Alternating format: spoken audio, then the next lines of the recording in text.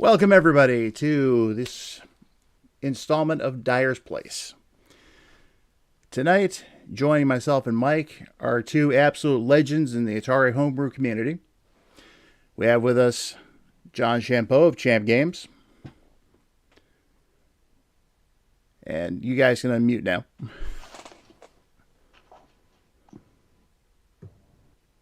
And so, yeah, we have John here. Hello. And we also have Bob DeCrescenzo. I did get that right, didn't I? Yes. Okay. Nailed it. Legendary 7000 programmer. Thank you. Not a problem. I have very much enjoyed everything I've played by you guys. You do quality work. That's good to hear. Great. And just to let you both know, Mike here, he's a little younger than all of us, but he has an active interest in the pre-NES era. So I've been educating him.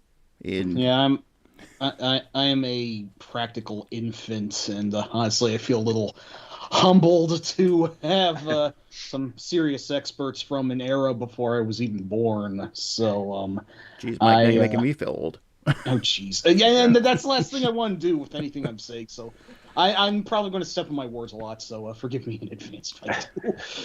Truthfully, he's not quite that young, but the Atari era passed him by because he wasn't here yet. Yeah, I do have a few grays in my beard by now, so I'm getting a bit there, but I still feel like a baby, so it is what it is, I guess. Mm-hmm. I see Brandon's here. Hope you can hear us good. Oh, hey, sir. All right, so I don't know if you guys can see the background on the YouTube stream here, but I just basically took a bunch of your games and decided to go ahead and, give us some sprites to look at. All right. Nice. I admit I picked and chose from my favorites. So, and Snarb's here too. Welcome, Hey, Snarb. Brandon. Hey, Snarb. What up? So, well, where to begin? That's the question. So, why not start at the beginning? How did you both get into gaming in the first place? John, you want to go first on this one? Yeah, sure. Do you mean like gaming as a kid or programming? Yeah. When you were a kid. Sorry. Let's see. My earliest memories of playing video games, at least getting into them, would have been the fall of '78 at a local department store here in Putnam, where I'm currently living. We'd stop by. I had 4 brothers growing up, 3 around my age, so both 4 of us were all a year apart.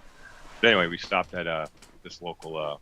So it was a few months before Christmas, and we stopped in, and they had an Atari on display. It's the first time I've seen one of those kiosk things. They had a combat plan. So anyway, my brothers and I took turns playing it, and my mom could see how much we loved it.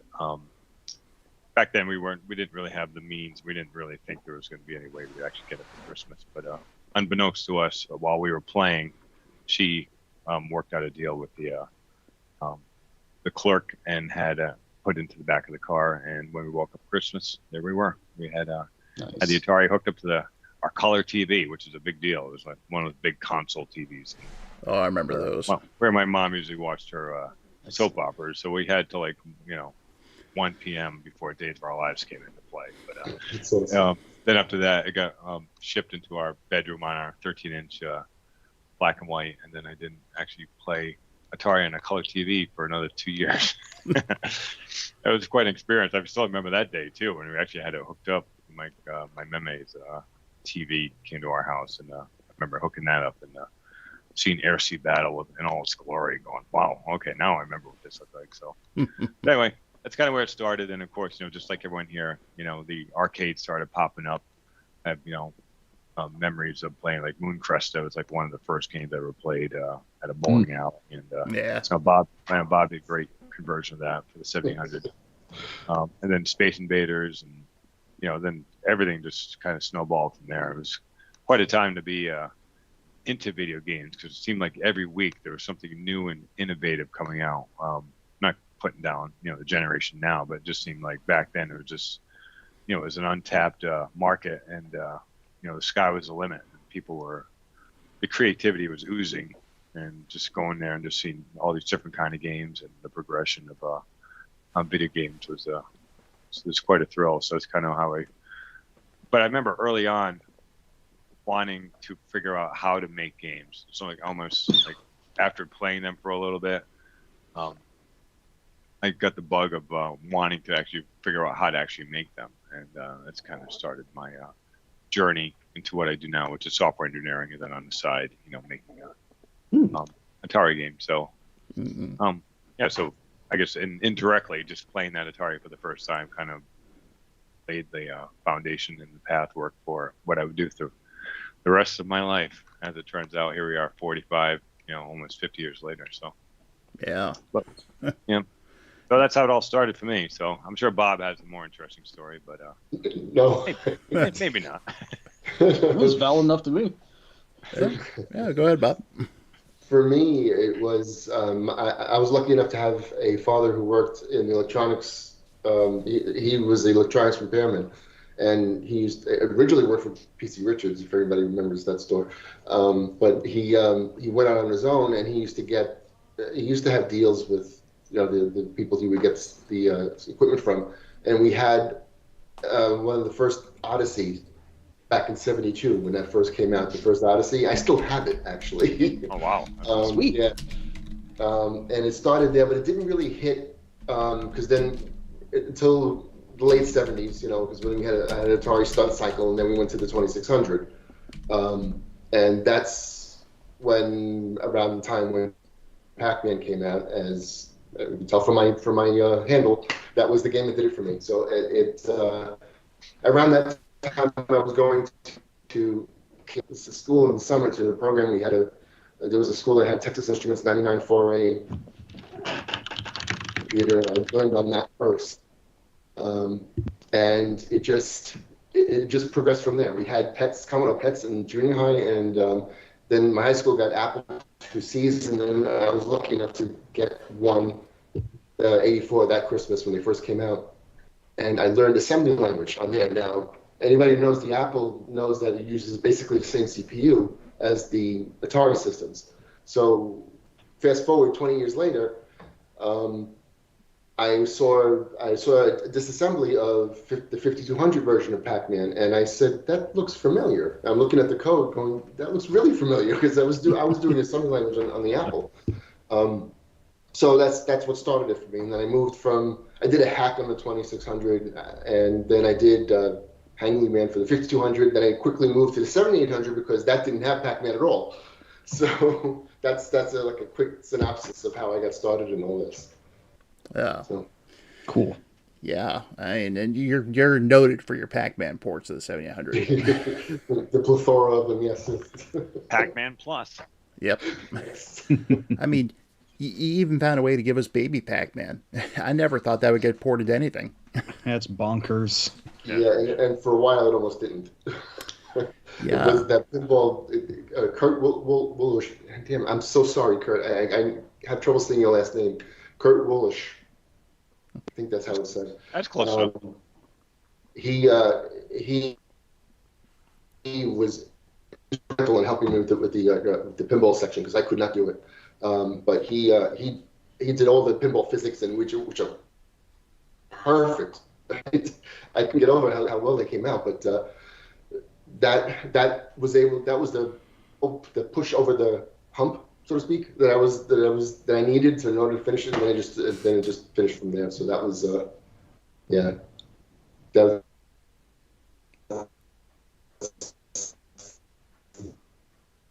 I wanted it so badly. That's awesome. Also want to just give a shout out to Logan and Jay. Thanks for coming in, guys. Hey, what up? So, yeah, it's I mean, obviously Mike and I have our own stories about getting into gaming, but A, everyone's already heard those, and B, we don't do any programming. So. Okay. Yeah, I mean, the very first game I remember playing was a really weird one on the NES by the name of Low G Man. So I don't know what that says about how the course that I took into my in gaming as a hobby. Just it's like instead of Super Mario Brothers or whatever, it's freaking Low G Man. It's like I was born to be weird from the offset. That I don't know. That's just how I says that. In my case, it was a standalone Rally 4 Pong clone console that my older brother gave to the rest of the family. Wow, I never even heard of that one. Yeah, it's Pong. I actually have 2 of them sitting in my closet right now in various stages of repair. Oh, very cool. Dang. The original crapped out years ago. Oh. But so if either of you guys could pick the one game that convinced you that video games was an excellent thing to get into, what would it be? That's tough. I mean, like a classic game, like the first game that blew me away as a kid. Yeah, the one that, I would say probably Space Invaders. Cool. Or Good playing choice. that at we had a this place called Alexander's Lake. It's about a couple miles from where I live now. So back then you could actually, as a 10-year-old, you could bike places if you wanted to. So even if it was like 5, it's like 5 miles away. But anyway, they had a roller rink there. I'm really sounding old now. The roller rink and the right there with you. Exactly. But I remember playing Space Invaders there and just being blown away by. Before that, it just, I don't know, the game just seemed a little bit less interesting until that one came along. I remember just that one really got my. After that point, I could see myself like going to arcades to see what else they had, what was new. As the weeks went by and stuff like that. So that'd be the one for me. Good. Nice. How about you, Bob? For me, it was Asteroids until Pac-Man came out. Then it was Pac-Man from that point on. But, that works. The first, So that works. The first one I saw, believe it or not, was actually Hanglyman, because it was in a mom and pop stationery store, and it was the cabaret model, which is why you can't see, but back then, that was the first one I saw, and it had the Popeye head. It was Hanglyman and it had the Popeye head. Nice. All right. And yeah, and then next there was a place in Lindenhurst called Surfside 3, Lindenhurst in New York and Long Island, and that had a full-size Pac-Man machine after it, and I would go there because my father had a boat out there, and we would go there, and I'd be playing that. That was the regular one, the real one. Well, not that wasn't real, but never mind. Anyway, so I'd be playing that while he was working on the boat. So that's just clinched it for me. And that's kind of why I got into this is myself. So good. But that was the game that did it for me. Excellent. It's awesome. Oh, so Yeah, Pac-Man was a huge game for me too. My first game I ever wrote was called Pac-Maniac back in 1992. And it was a DOS version of Pac-Man. I remember the first time I even heard of Pac-Man. I can remember it distinctly. Actually, because I live about probably like 300 yards from where I grew up. So I was sitting on my porch with my brother, and one of our good friends drove down with his bike. He goes, "You guys have to see this new game at Jolly Wogs." That's the name of the arcade that we had. Jolly Wogs used to be a soda shop back in the 50s, and someone had reopened it in the 80s and turned it into an arcade, which is really cool.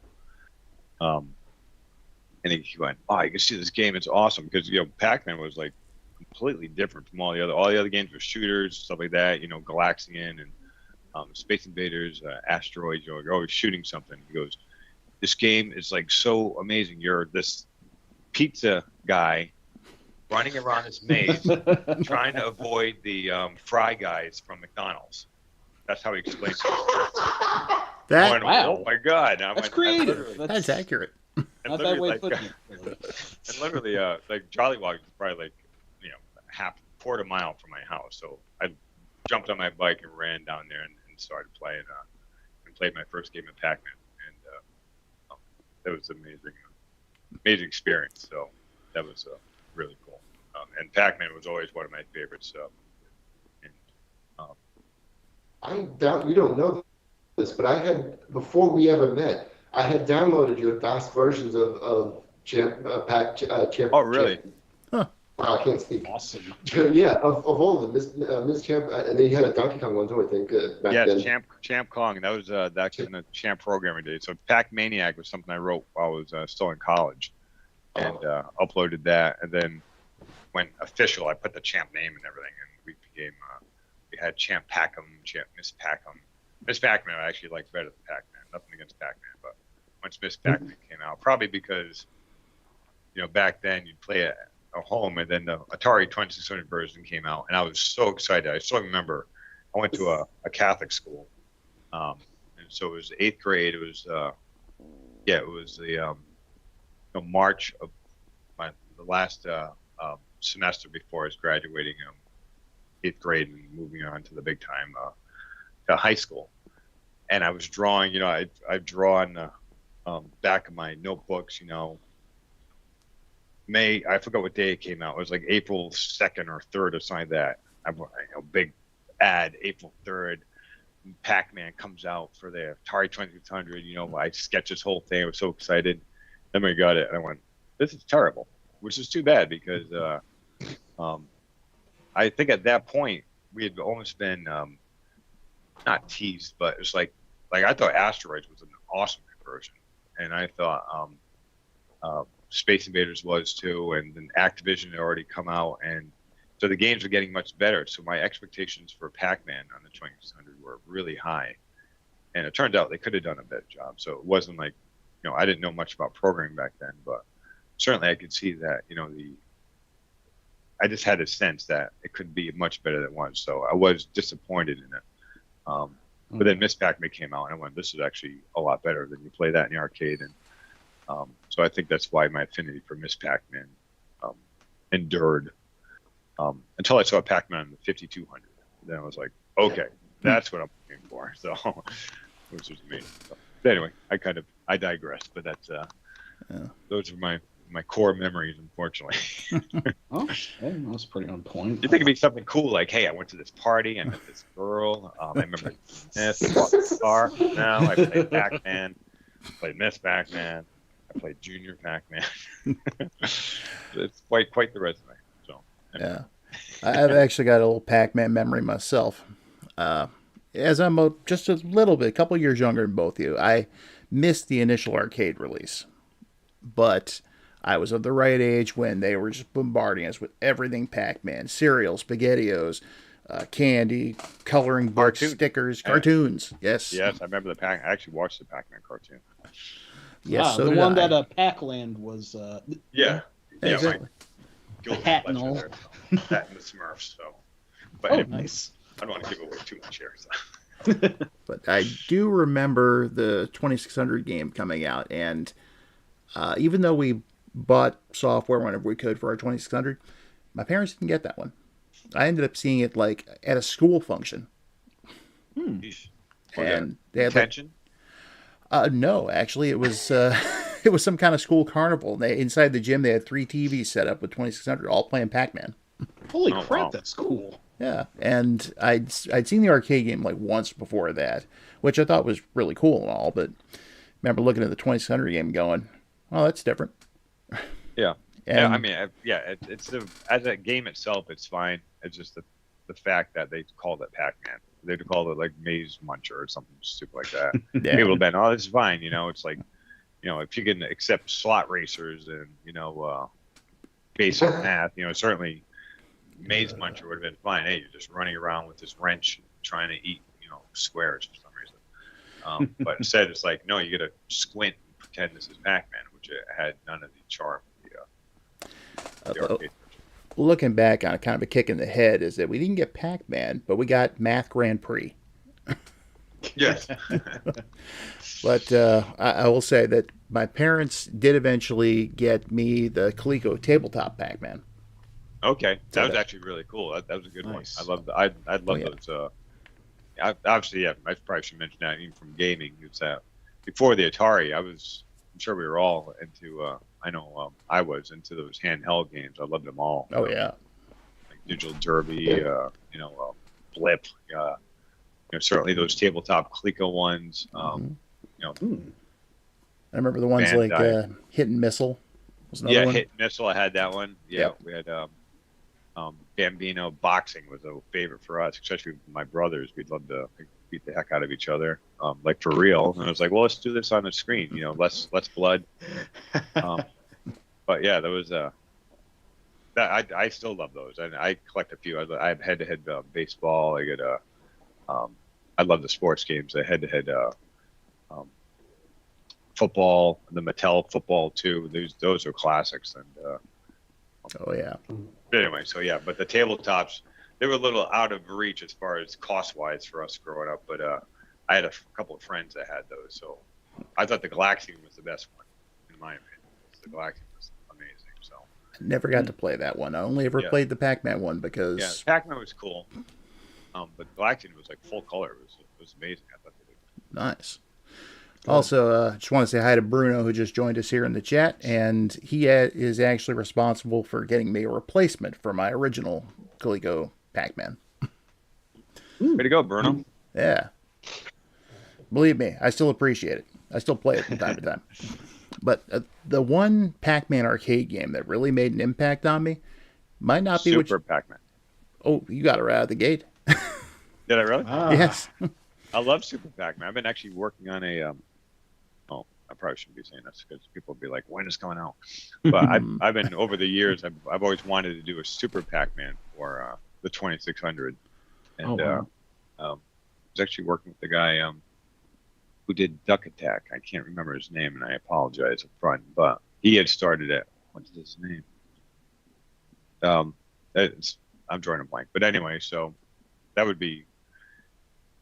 Yeah, as I mentioned at the maybe we weren't recording then, but the whole licensing things, like right.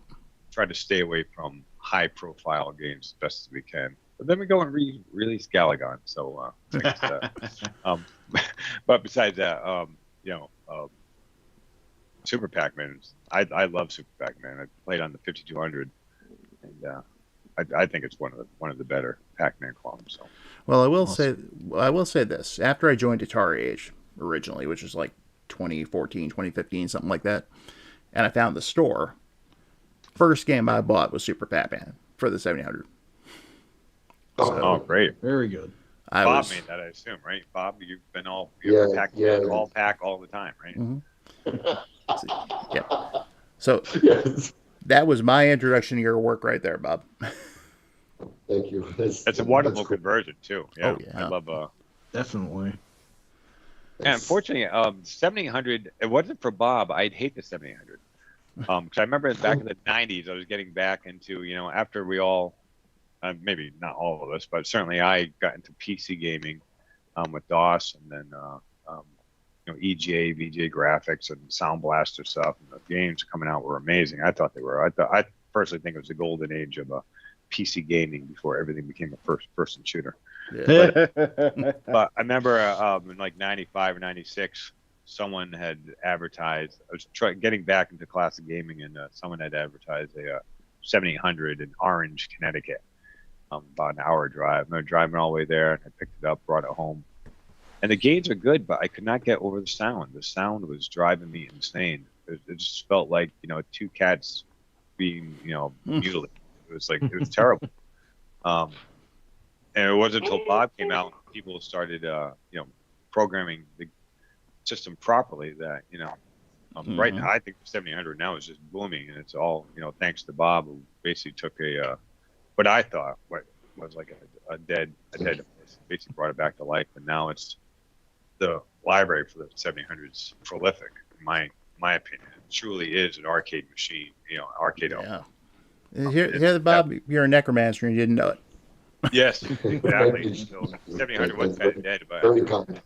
I think people wanted to like it, and it was at the end of Atari's heyday anyway, so they weren't going to put many resources into it. But what's happened with the 7800 is been nothing short of miraculous, in my opinion, in the last 20 years. For 15 of that, Bob was carrying the mantle. So thank you, Bob. Yes, thank you. Give me an appreciation for that system. Thank you for even caring about what I do. Thank you. I thank you. I would actually, I'd go out on a limb and say that probably about 90% of the 700 homebrews I have are all yours. Wow. Just like about 90% of the 2600 homebrews I have are all yours, John. Oh, that's good to hear. Mm-hmm. Hey, see, Bob, we are making money. Off of me, anyway. And plenty of other people, too. In fact, there was a friend of ours who was just on one of the most recent chats that we did. And when I told him that this stream was coming, he was like, oh, I want to sit in on this, but I would be too much of a gushing fanboy over those two. So it's like, well, hopefully you'll listen in, Earl. Well, thanks, Earl. Wow. We appreciate the kind words. So. In fact, I'm pretty sure he does a thing called Phosphor.Fossils on YouTube, and I'm pretty sure he's played both your games on there, one or another. Oh, I know that guy. Yeah. Oh, yes. Sweet. Yeah, he's got some good videos, too, yeah. Mm-hmm. Yeah, Earl's a great guy. He is, yeah. Call me up, Earl. I'll send you a coupon code. Yeah. So I hope you're watching, Earl, or catch the replay. Yeah, because if you're not, then you're lost. So. Hey, sweetheart. All right. That's Maureen, by the way. Say hi. There's Bob right there. Remember? Hello, Maureen. Nice you can't see me and Mike, but we're here. We got Mike and Rob too as well. So I'm waving in spirit. Yep, we see. So. All right. Maureen's heard all about you, Bob. So I told her about the old days when we used to get together. So she's like, "Oh, that's Bob." So anyway, we need to do that again at some point. Well, let me see. I know we put together a whole list of questions to ask you guys. So. Oh, yes. I actually somehow came up with some decent ones, which I usually throw out some terrible ones during brainstorming sessions, but I was surprised at my acumen this time. So. Oh, Mike, are you talking about questions like, do you think we should see a resurgence in games like Jungle Fever and Beat 'em and Eat 'em? That was the troll one that I asked, yes. It's fair. I've trolled him with Beat 'em and Eat 'em so many times. Yeah. And, that was certainly a game. I mean, I'm trying not to be as blue as I usually am on these things, so thank you for bringing up the pervert games. Only because you brought them up first, Mike. Fair play. Okay.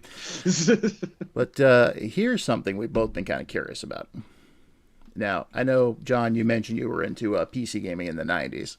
Yes. Bob? 80s. 80s and 90s? Or at least up till the first-person Shooterama. Yes, exactly. Mm-hmm. So I did appreciate Castle Wolfenstein 3D and Doom, and then I kind of lost interest when Quake came along. I went, okay, this is basically the same old thing. Totally fair. Yeah, I'm still a fan of Wolf 3D and especially Doom, who's I thought Doom was amazing. I was hooked on Doom, which is not the kind of game I think I would have gotten into, but yeah, most wouldn't normally, I think, until like Doom just really changed the landscape of what action games could do on the PC, and its fan community is still enduring like 3 decades later, and they've released a lot of crazy levels that really just bend the what the id Tech 1 engine is capable of. But this is getting a little immaterial. Sorry. Yeah, and all I can say is Doom is probably one of the best games of all time, in my opinion. Yes, no arguments there. With that, so I completely better for worse. Yeah, good. Absolutely. Yeah, I know. Before now, we really haven't touched on this with Bob, but aside from Atari stuff, are there any other consoles or whatnot you're a fan of? NES. The NES, yeah. I've actually done some games on the NES. You did Frenzy, didn't you? Awesome. Yeah, I did Berserk and Frenzy and Rainbow Bright. And yes, we were discussing that. So, very cool there.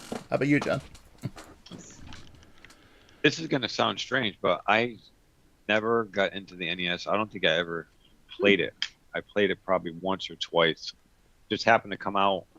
My freshman year of college was '86, and it's about when the NES came out, maybe a little bit earlier than that. And by the time I graduated, the NES had kind of come and gone, so I completely missed out on that. Oh. I did play. I think I played Zelda once, maybe. That's it. So, but besides that, it was just Atari, 2600. Then I got my first computer, which is what my mom bought us, the 800. Actually, she originally bought us a 400. Brought it home, and I went, "Mom, I can't type in this thing."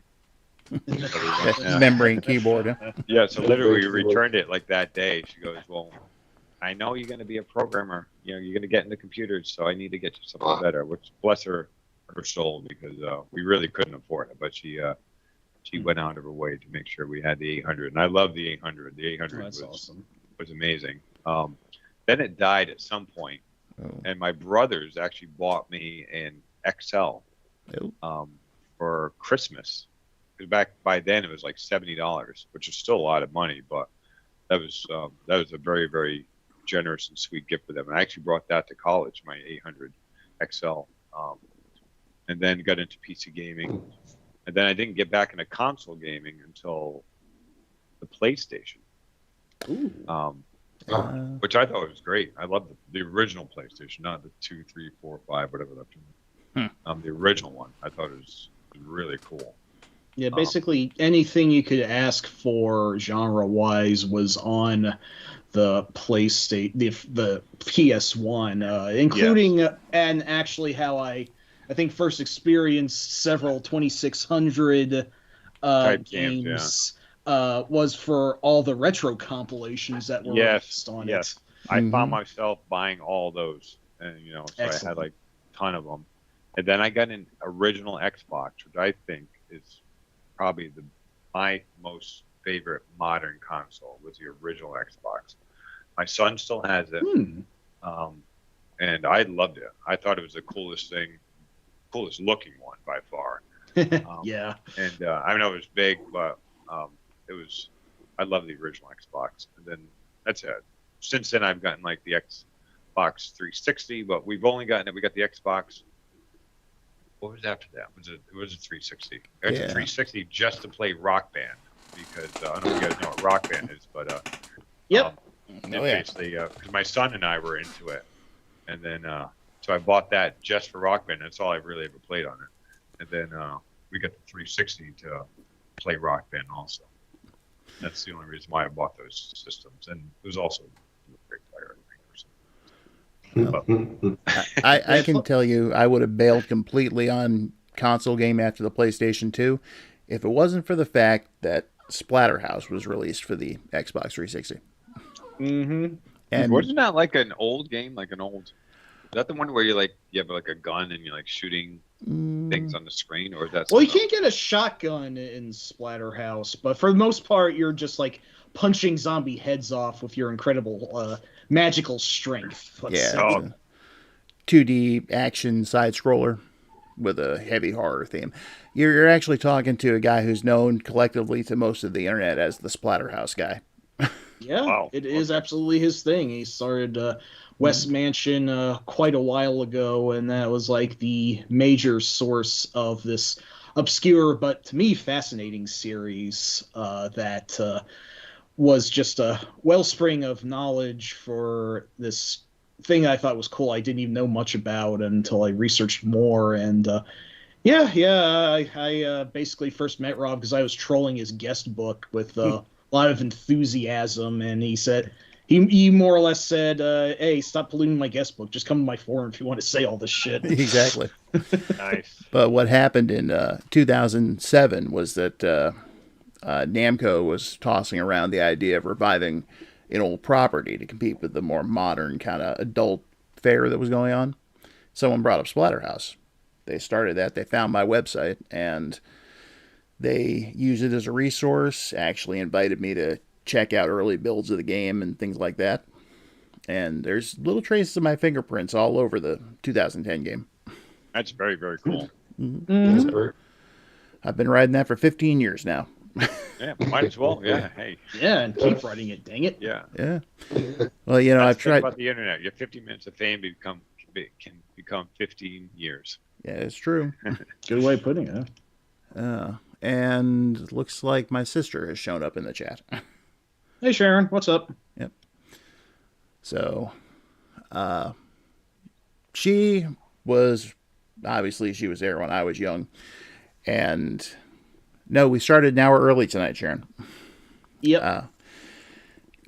For us, playing the 2600 back then was a family thing. You know, my parents got into it, my sister, my younger brother. In fact, the 2600 wasn't even the family's at first. It belonged to my mother. Cool. So she spent a lot of time playing Carnival. Yes. Good old duck. Yes, and she also introduced me to horror gaming because one of the first games she got for it was Haunted House. Love that one. Yeah, such a great love game. Haunted House. I remember the first time I played that, it was in the dark, Yeah. and it was at night. And I know, I'm looking back now, this seems a little silly, especially with all the graphic violence they have on these games now, but I remember just being terrified of what Atari did with that game to get the atmosphere of a haunted, vibe going. Amazing. You're not jump kidding. scare. The jump scares were through the roof in that thing. Heck, I still think it's actually pretty creepy, all things considered. Yeah, it is. It's amazing. Even if there has to be like a sort of time frame to consider, like you said, the atmosphere and the thunder and the lights dropping out as you get into higher difficulties, and it's still legitimate. Yeah, the jump scares with the ghost coming out of the the stairwells and the eyes spinning around. Yeah, still nothing makes me jump like going up a flight of stairs and immediately popping out on top of the ghost. Yep. Exactly. Oh yeah. Yeah. Great memories. Yeah, that they were. So, been wondering about this too. So, you guys obviously have your favorite games. You've ported quite a few of them to the respective consoles you've worked on. But what's the process for that? I mean, how do you go from concept to creation, and what games do you usually decide to port as they come along? Okay. Bob, you want to go first, or you want? I'm kind of. I was always going in alphabetical order, so it's okay. Champeau, Okay, I'll go first. Okay. C before D. J. Except after C. Exactly. Anyway, for me, it all depends on. Most of it is just driven by like a fond memory growing up, like whether it's like one of the first games I ported over was Caverns of Mars, which got released as Conquest of Mars, and now it's been released officially through Atari. That's Caverns of Mars. I don't know if you guys know, though. Bob and I have been officially published by Atari. Oh yes. So, I definitely wanted to bring this up at some point because people here need to know this. So thank you for pulling that. No, that's fine. Yeah. So it was that was a dream come true for me because that's what I wanted to do when I was a kid. I wanted to work for Atari. It wasn't like I wanted to write video games. I wanted to be part of the madness. But anyway, so Caverns of Mars was one of my favorite games on the Atari 8-bit computers.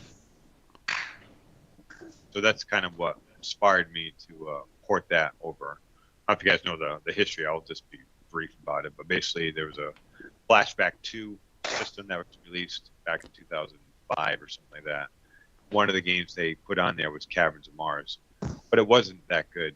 So I reached out to the person, Kurt Vendel. I don't know if you've ever heard of Kurt. I have. He unfortunately passed away a few years ago due to a heart condition. About our age too. So anyway, he was a pillar of the Atari community, to say the least. Like I said, there were some dark times in the Atari days between the late 90s up and until there was like a 10-year period where there was only a few people really keeping it alive, and he was paramount in doing that. Anyway, he came out with this Flashback 2, and Caverns of Mars happened to be on it, and it was a game that I could not wait to play it. When I played, I was very disappointed because they just had some people programmer that didn't really know the system that well. So I approached him with a proof of concept saying, hey, it's one of my favorite games. It's how I think it can be done. So that's kind of what pushed me to release that. And eventually it got released as Conquest of Mars because it was supposed to be released in a revision of the flashback, which never happened. Kurt and his company, Legacy Engineering, kind of dropped out of the whole flashback scene and it was taken over by AT Games. So anyway, so it got released. Basically, Kurt and I approached Al and said, hey, can we release it through Atari Age and we'll just rename it, change a few sprites. Here we are, 15 years later, Atari approached me and said, it's their property, so it's nice for them to say, hey, can we release it, as opposed to give me a cease and desist. So I'll take what's behind floor door number 1, please. Bingus. So this is always a personal story. Like Ladybug is a classic. You were talking about your mom playing video games. Mm-hmm. My mom loved Pac-Man, which she played on our Atari 8-bit. She did not like the 2600 version. Well, understandably. And a friend let us borrow a ColecoVision. And I loved the Coleco, but back then you weren't getting like an Atari and a Coleco and this and that unless you were, one of the Richie Riches, as we like to call them. Yeah. But anyway, she let us borrow it, and Ladybug was on it, and Ladybug was like Pac-Man on steroids as far as was so much more interesting in my opinion as far as like doors, collecting, spelling things. She loved it. So anyway, in her memory, I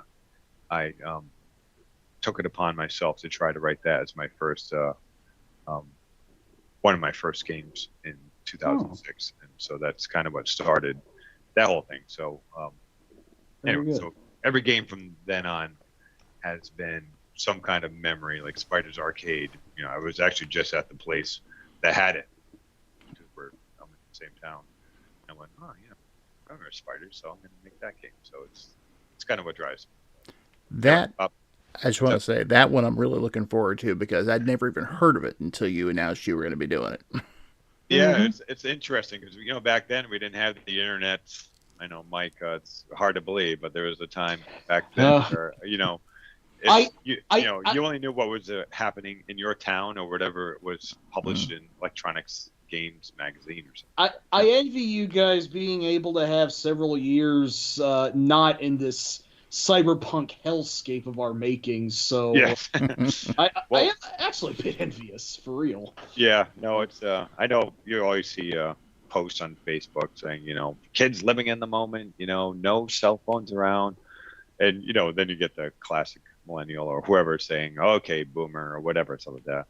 But there is some truth to that. We all had our we all look back, at least some of us look back at our generation and say it's the best. Because it was ours. I mean, that's just the fact of the matter. So, I'm not putting any other generation down, but certainly I appreciated the benefits of living in an unplugged society where you could go somewhere without being videotaped or having someone call you all the time or getting a text where, you were truly free for the time that you wanted to be. So, Totally. Those street lights came on. Yeah, exactly. Yep, exactly. So, but anyway, so that's kind of went on. Anyway, but Bob, why don't you tell us what inspires you? We know it's Pac-Man, but what else? I found myself for some reason being drawn to the B-level arcade games, like Moon Cresta and Astro Blaster, and I don't know why, and especially the ones that hadn't had ports. I just wanted to do it, like Moon Cresta, no, not Moon Cresta, Uniwars. Somebody did I can't remember who, somebody did a video on it, on the arcade version, and I'm watching it going, and I'm thinking of going, all right, how could I do this in the 7800? It just started coming to me, so I said, I can do this. So that's when I started. And then when I started that, I found out that the arcade version of Uniwars was written on Galaxian hardware on the arcade, So I said I should ready this someday so I can do Galaxian. So I started things. I said, all right, I need to change this. I kept going like a little further, and I couldn't stop. So before I knew it, I had Galaxian done. So That's awesome. it was Sweet. thanks. It's just whatever I remember, because I remember RuneQuest, I remember Univores. I anything that I had played that really didn't get much love, Astro Blaster, Astro Fighter, those after Pac-Man, it was like all those anything. It was anything that we had in the candy store or whatever. Don't forget about Ripoff too. Yes, Ripoff Yeah. Oh God, Armor Attack. But yeah, that's just whatever I remember playing, and I wanted to recreate on the 7800. So that's how that came about. Yeah, that's one thing that what you both have done. In my case, you introduced me to a few games I'd either only read about briefly or had never even heard of. Like, what was the big one with? I always get the two confused. It's not Astro Blaster; it's the other one. Astro Fighter? Yes, I hadn't even heard of that game until I saw your port for sale. And I got lucky with that one. I'm sorry. I was gonna say that was just like, this is really good. How have I never heard of this before? It's kind of brutal though, that one. It's difficult. Yeah. Because you can't miss. I mean, you miss once or twice, and that's it. It's over. Forget it. Mm-hmm. That's why I put an easy version on that. So thank you for that.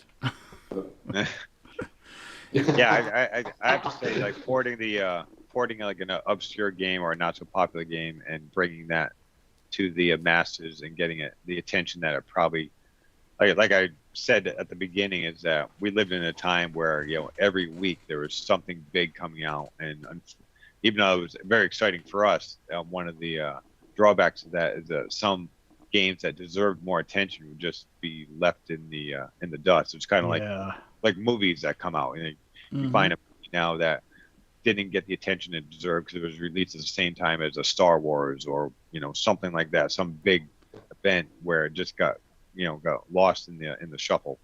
So that's one of the interesting byproducts that I really appreciate, is releasing a game that wasn't so popular and hearing people saying, thank you for introducing this game to me, and giving that game the attention it deserves. So that's really cool. Yeah, like in your case, it was Avalanche. When I first saw it, I was like, some kind of a homebrew. I've never heard of this port. Then I found out it was an arcade port. Yeah, actually, that's an interesting story. Kurt came back to me in 2007 and said, "John," he always had a big something in the works. And this one was they were going to be releasing Vizio TVs with a flashback built into the TV, with the games built into it. And he was working with Atari, so that's what Atari at the time. I don't know who would own them. Maybe it was AT Games, or who owned them, like in France or something like that. No, it wasn't a JTS Enterprises or something like that. Whatever, whoever it was, they were going through a lot of changes back then. But they were going to release TVs that had an Atari flashback built into them. So he was going to say, hey, we're going to put your Cabin to Mars in there. He goes, why don't you go on the killer list of video games? I don't know if you guys have been to that. It used to be Clob. Yeah, Clob. I think it's just like the arcade museum, but yeah, I'm it's actually now. Back then it used to be clob.org, which was awesome. So I went there. I filtered by Atari, sorted by whatever, and by alphabetical. And Avalanche was there. I went, okay, I've never even played this game. Then I did some research and went, hey, this was the game that inspired Kaboom. So, because it came out before Kaboom, but I think Kaboom's a better game, so I'm not putting Kaboom down. I think Kaboom's one of the best Atari games of all time. That's a great one, yeah. So I took on, that was one of those times where I wrote that entire game in a weekend. I started on a Friday and I had it finished by Sunday night. Awesome. I took that one on because I wanted to learn how to program the paddle too. So I presented that to Kurt, and unfortunately it fell by the wayside. But fingers crossed, maybe that will be released by Atari officially someday. Maybe. Well, that's all I'm going to say about that. So, noted. Now, you know how you bring up how that was the inspiration for Kaboom, kind of like how Astro Blaster was supposedly the inspiration for Mega Mania. Yeah. Well, they're almost identical, don't they? Yeah. Well, aside from the fact that Mega Mania has stranger enemies. Oh, okay, it does. Yeah. Okay. Space Dice. Yes. I remember that was one of my most wanted games back then. And then later on, when I found out about the Astro Blaster connection, and then I saw Bob's port, it's like, that's another one on the list for me to buy. Oh, yeah, absolutely. So, speaking of which, if you look around the screen here, just to kind of pick from different games, because these are, for the most part, favorite games of yours, both that I've played or owned. Oh, I see our scramble for the 2600 and 7000 together again. Yes. Had to have them flying in formation. I don't know if you guys know that Bob and I actually worked on Scramble for the 2600 together. Oh, sweet. I did not know that. He gave me the sounds for that. So thank you, Bob. Yeah, so that's why. If it sounds familiar, that's why. So, and also Bob did the sound for Ladybug. Nice. So Bob and I go way back. He helped me with my first game. So thank you, Bob. I can say that publicly. I know I've said it millions of times, but I'm going to say it again. So he's also done the sound for Kicks. I think a few others too, right? I mean, definitely a few others. Gorf, I think. Gorf was the big one too. You did wonderful with Gorf. So. Yep. Notably, my icon there. I still can't believe they actually ported Gorf, which is a little bit of an odd and an old fave of mine as well. It's weird how copyright dodgy it was able to be for its time, but I can never remember exactly how the story of that goes, where it's like Space Invaders, but it's not. I forget exactly how that shook out. Didn't they officially license those? Yeah, I think the level that gave them the most problems was the Galaxy one, but yeah, which wasn't included on any ports until you got to the Champ version. We kind of, we kind of roll the dice when it comes to that kind of stuff, and if it ever comes out that someone wants us to take it away, we will. It's a small, obscure platform, so let's. In case there's any lawyers listening, that's our story. But first time I played Gorf was I was on roller skates. That was a lot of fun. Wow! Is that the Great Skate? Actually, it was probably around where you lived, Rob. I was outside. It was in Norwich, Connecticut. Wait, I remember that place. Back in the 80s, yeah. There was also Skate Inn. I forgot where that was, but I remember playing Gorf for the first time. Trying to keep my balance. But and it had that the big trigger thing. I thought Gorf and the voice, of course, Gorf. I thought it was an amazing game. It happens to be a Nathan Strum. Nathan is, for those who don't know, he's the guy who's done the graphics for all of my games, every game actually. And he's incredible. Yes, amazing work. He's done a lot of the labels too. But anyway, Gorf was one of his favorite games. So that's another thing that inspires me. Every so often, throw Nathan a phone and say, "What game do you want to make?"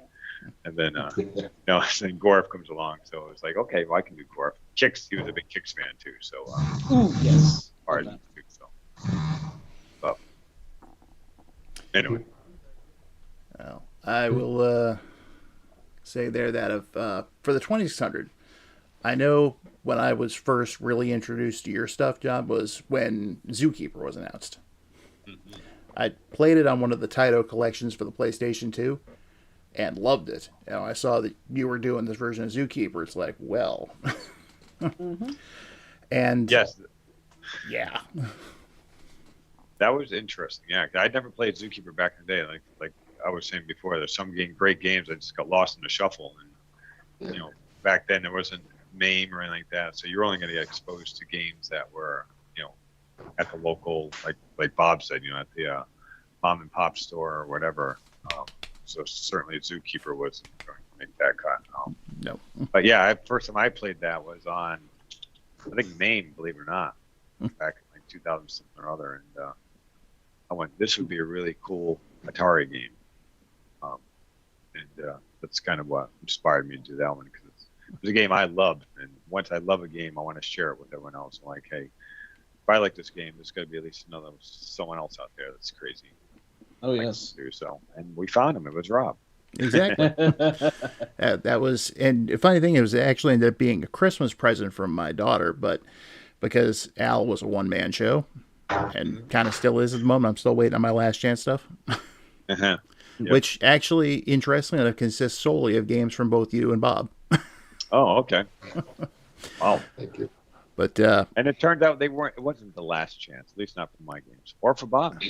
yeah, I want to get into that in a little bit. But yeah, she ordered Zookeeper for me, and of course, months go by and it doesn't arrive, and she's ready to send Al an email and rip him a new one. I'm like, no, calm down. It's okay. He's a one-man operation. I knew there would be this kind of a delay. It's all right. So, like, I think May got here, still no sign of the game, and I emailed Al, and it's like, hey, I know you're still working on, sending out the orders you gotten over the holidays. Can I add another game to it? And he's like, oh, yeah, sure. Just go ahead and put it in your cart and buy it. And I ended up getting 700 Space Invaders. All right. Win-win. Yeah, so you guys have kind of like been the two-man show in my 2600, 700 collection. Oh, That's good. That's awesome. Thank you. Thanks for the support. I will also say that when I was having my 700 worked on by Jesse. Crossbow, that's what I was thinking of. Yeah, Jesse. All right. Yeah, Jesse, he offered me the opportunity to get the Kiloparsec BIOS. And once he told me what that was, he told me what it was, and I'm like, yes, put me down for one of those. That game you can only get in the BIOS. Yeah. So sorry, Mike, I wasn't able to get that one, dude. Oh, no, not at all. I completely understand that not everything's going to be available for a cheapskate like me to leech off of. So I respect it whenever anything remains to be sold. I know it's the case for several NES homebrews as well. So that's fair. But you did see pictures at least. At least, yes.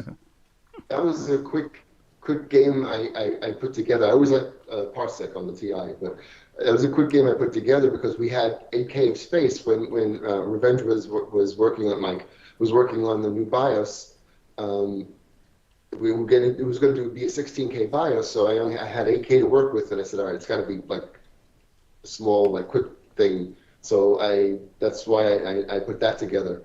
It didn't take up much graphics space, and it didn't take up much program ROM space. It was, but it did the job. I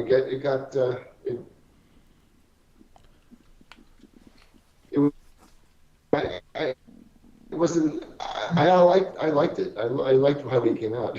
But yeah, it was strict BIOS. And on top of that, I don't have to worry about turning on the power of my 700 anymore and nothing coming up. Yeah. I love that screen he did.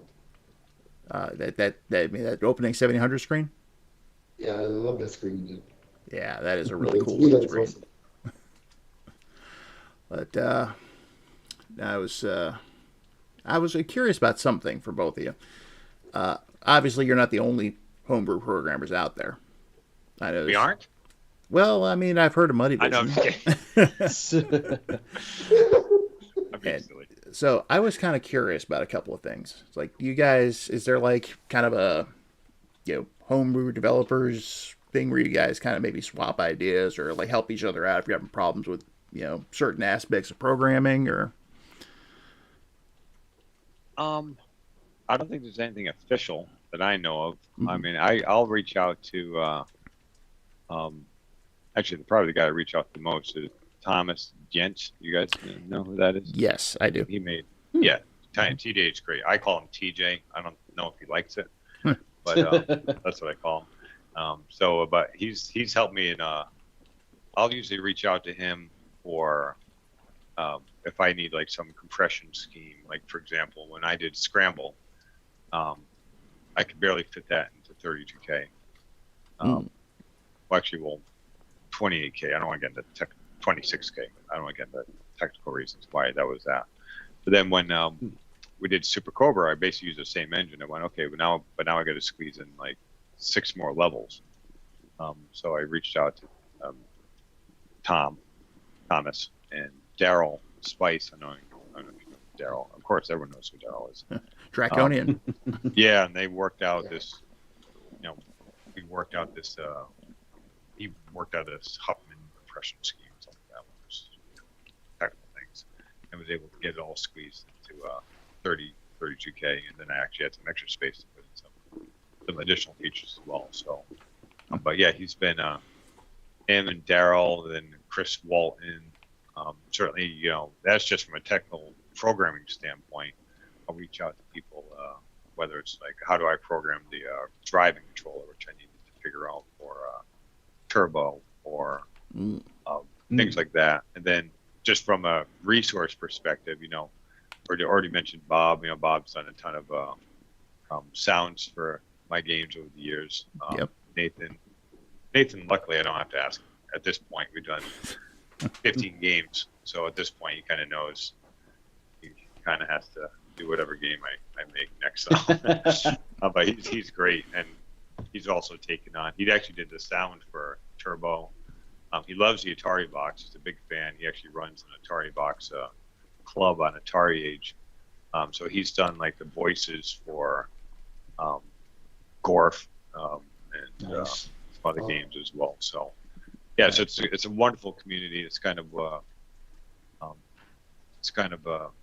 been a great experience just to be able to connect with these brilliant people, in my mind, brilliant, and really inspire you to make something better than you even thought you could do yourself. So, so it's that I say thanks to all those guys. Absolutely. Yeah, and we all won because of it too. So. Yeah, exactly. Because there's some games there. If I had to do it all, it wouldn't have been as good as it came out. And I know, Bob, you mentioned, I forget the name, the guy you worked on for the pinball part of Baby Pac-Man. Yeah, Kurt. Oh, Kurt. Yeah. First review. And seeing as how you've done a few Asteroids ports and whatnot. Yeah.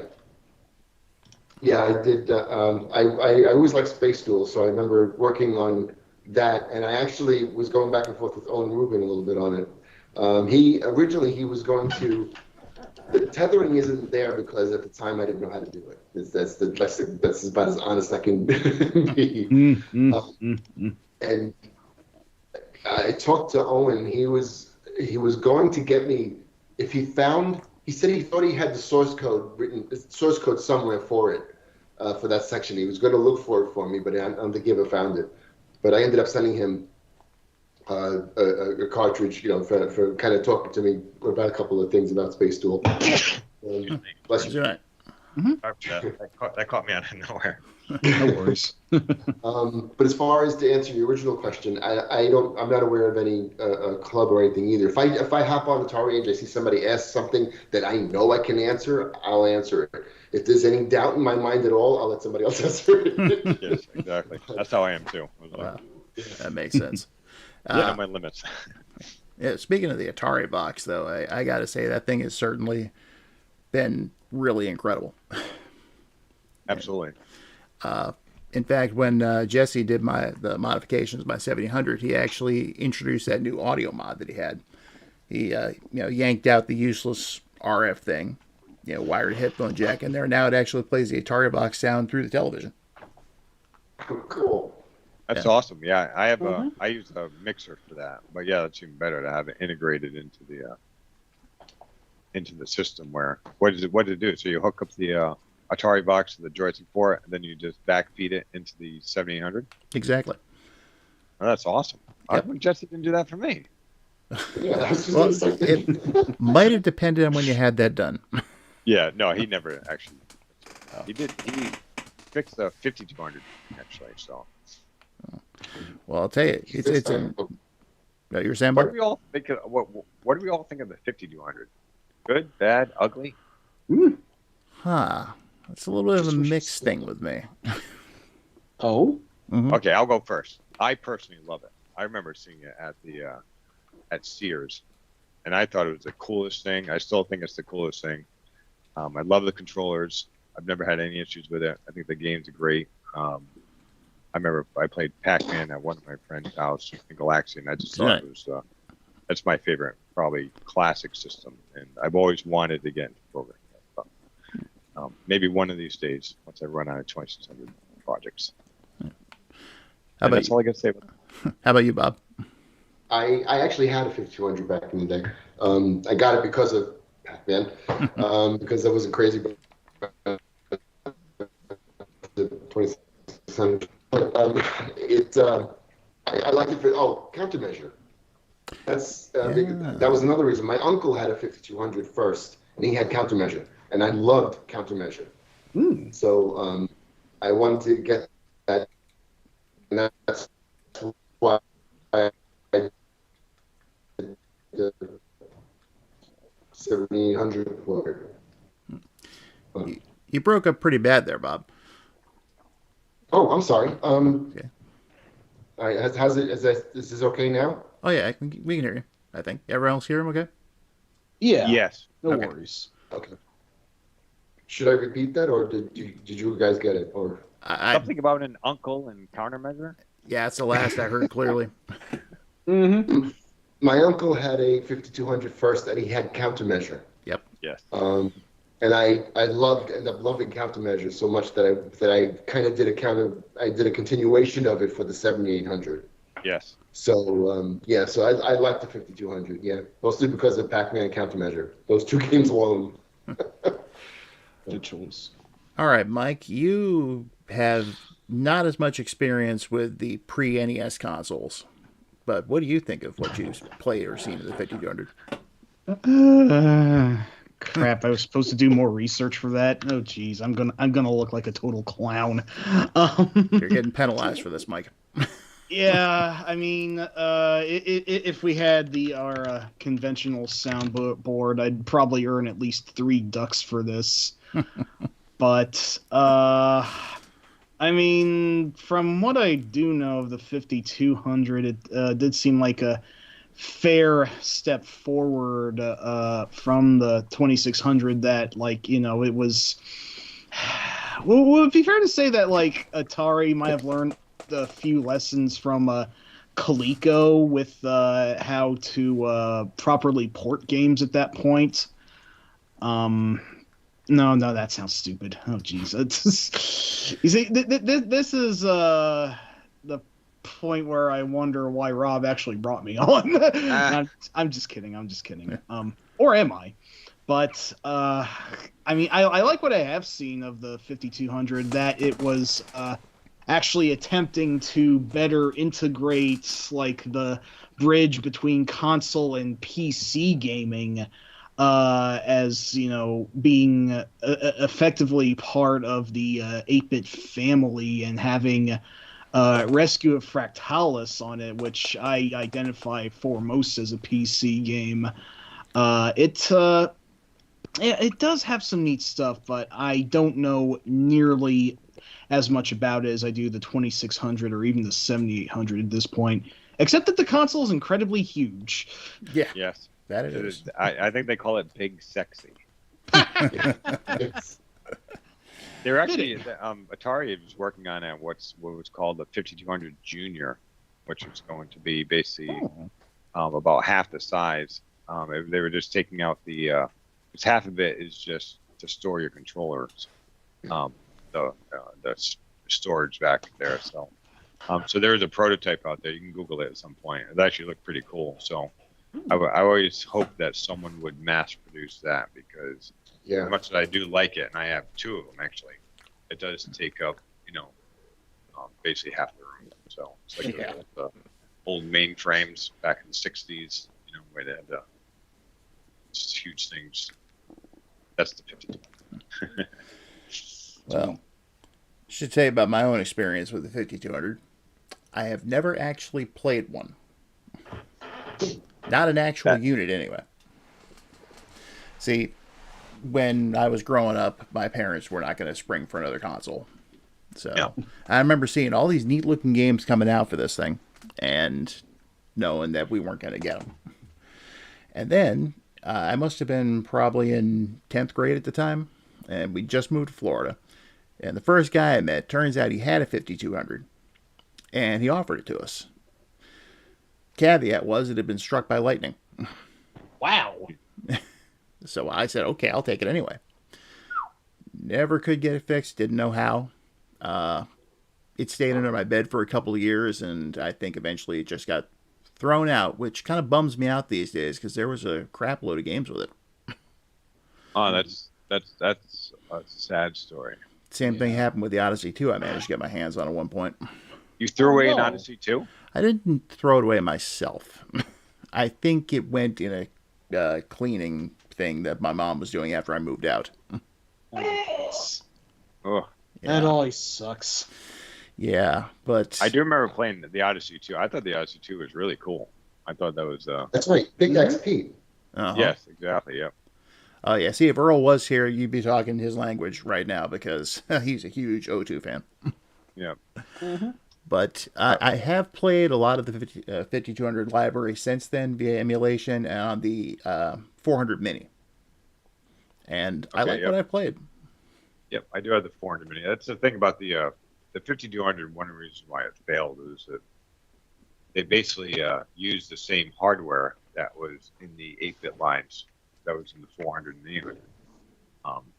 So by the time it came out, I didn't get a 5200 when I was a kid either. I already had the 800, so it didn't make sense because back then you were getting them for the games. You weren't getting it to balance your books or these other things that you're trying to convince your parents that you're going to do with it. If you bought, you got a computer, but so the 5200 was basically the hardware was already 3 years old at that time. So so that's just too bad. But on the flip side of things, I did have a little experience with the 800 back in the day. A friend of mine actually managed to get a hold of one. Apparently his dad brought home, computers all the time. I don't know where he got them. He didn't work in the field or anything like that, but he brought a couple of different ones home that I got to play. And one of those was, I think it was an XL, actually. 800 XL. And he had a small stack of cartridges for it. I think Pit Stop was one of them. VC's Quest for Tires. And my favorite was Pitfall 2. Yes. Which I was hooked on the 2600 version. It's still my favorite version of the game. But I remember finishing the 800 one and thinking, cool, I finished this one too. And all of a sudden that door opens up in the rock and Pitfall gets shoved through it. And it's like, whoa, what's this? Got to interview David Crane years later, and he talked about the Adventurers Edition with me. So that's really cool. Yeah, I interviewed him for my first book that came out. So, nice guy. Dave's a great guy. I met him a few times. He's always interesting to talk to for sure. He's one of those guys.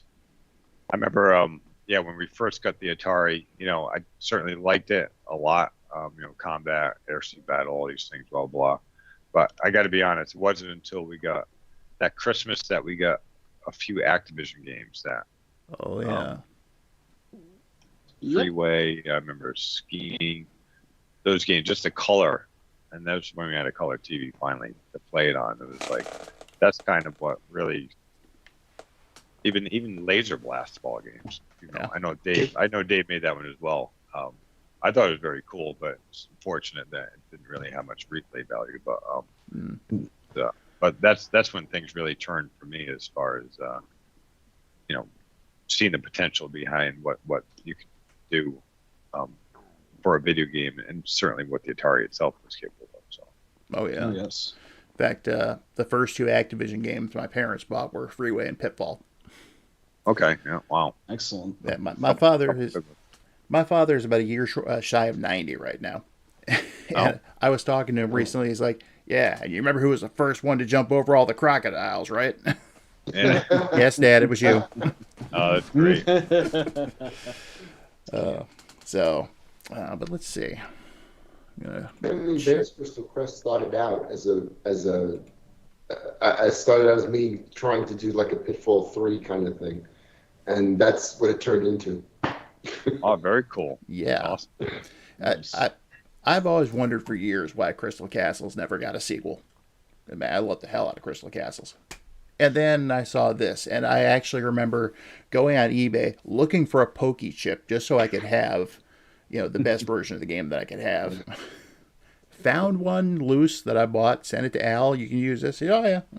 So then I got my original copy, and I distinctly remember dropping you a line, Bob, saying about how much I was blown away by it.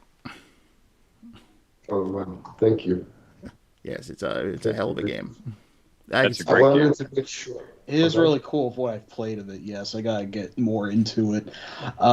Reminds me of Adventure Island quite a bit, which is a old school favorite series of mine as well. Or should I say Wonder Boy? That's weird how that entire series got tangled with itself. Yeah, let's not even go there.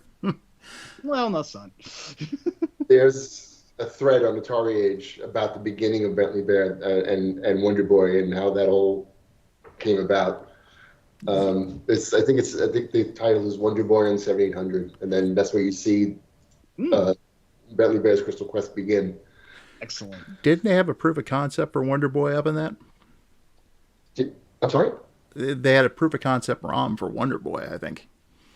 Oh, recently, yeah. Somebody did. Yeah. It looks by the way. Yeah, I've been I actually played through it one night. Nice. So. Oh, Bob, hey, while we're on, I must say I got a 7800 plus, and congratulations for having Bentley Bear Crystal Castles Crystal Quest as the packing game. That's amazing. Yep. Yeah. You made it. I didn't know that they did that until it came out. I went, oh. That's better. That's quite amazing. I mean, Rad. think of the packing games from. Thank you. Quite an honor. So, very proud of you. Absolutely. Yeah, it's an honor. It absolutely is. It's like it's been officially made the sequel to Crystal Castles. Yep, that's cool. Nothing pleases me more. Deserves it. Totally. I will say one thing. I don't recall who did the cover art to the original Crystal Quest box from Atari Age. I wasn't a fan of that cover. I like the new Atari one they did. As you can tell, I'm using it as my avatar in the background. I see that. Cool. Yeah, very cool. So, but yeah, that's just perfect pack-in. And speaking of working with Atari, Bob also did Bounty Bob Strikes Back. Yes. Yes. And that was some time period for me because we had just sold the house and we were moving into an apartment, and Atari wanted me to do this, and all this was happening, and they asked me in the beginning of April, and they wanted it done by the end of June. And I said, okay. and I'm going to Rosemary and going, my wife, I said, how am I going to do this by the end of June? But I pulled some all-nighters, and I got it done like 2 weeks late. So it was the middle of July when I finally gave the final one to them. And then they were going back and forth about how to load it on their new boards that they were using. And so, by the way, I have to say, Synthpopalooza did the music, sounds and music for it because it was using a Pokey. So I had to use him because he did the sound for Bentley Bear. So nice. That sounds he's amazing at that. So we did that, and we went back and forth a little bit about how to get it loaded. Like I said,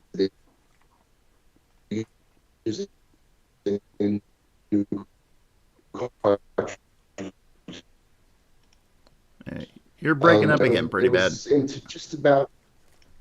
Oh, sorry. Maybe I should go in the house. No worries. Is that better? Yeah. Yeah. Sound better now. So I forgot where it was.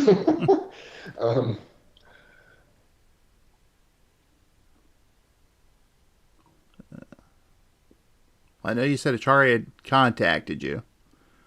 We got yes. Yeah. At first, I've had the help. I've been very lucky to have the help of two people. David Page was the first one to contact me about possibly doing something for Atari. We went back and forth a little bit about that, and then Al, of course, Al was a big proponent of having me do something, and I mentioned to them about doing that, and they brought it up to me. So they were very, very gracious and very very kind. The first thing they did was buy the 8 games that I had done already. Let me see if I can do this: Asteroids Deluxe, Space Duel, Countermeasure 2, which was failsafe at that point, Meteor Shower, and how many was that? And what was the other one? Crazy Bricks and Super Circus Atari. Yeah. Yep. So they did those first, and that's when they talked to me about Body Bob Strikes Back, and I'm going, wow, all right, I never even played that back then. That's I learned really quick.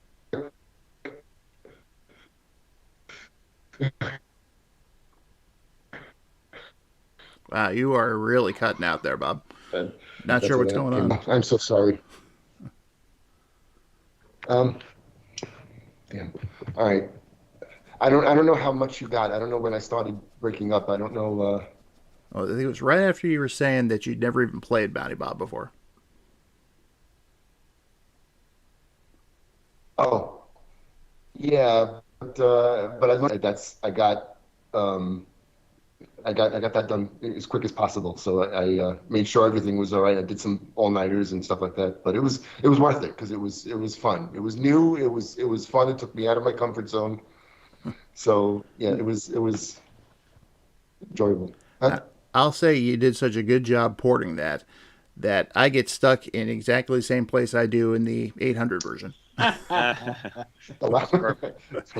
Which most of the time is the first stage. Womp womp. Now, there's a lot of stages I can get past, so it is a challenge, but it'd be nice if they could get you to do a good version of Miner 2049er, because the original 2600 port that was done, slow game. Yeah, very slow. Yeah. Huh. Okay. So if they get you, if they get you one that's like the 800 version, that would be fantastic. Awesome. So I'll have to get some background on that one as well. Okay.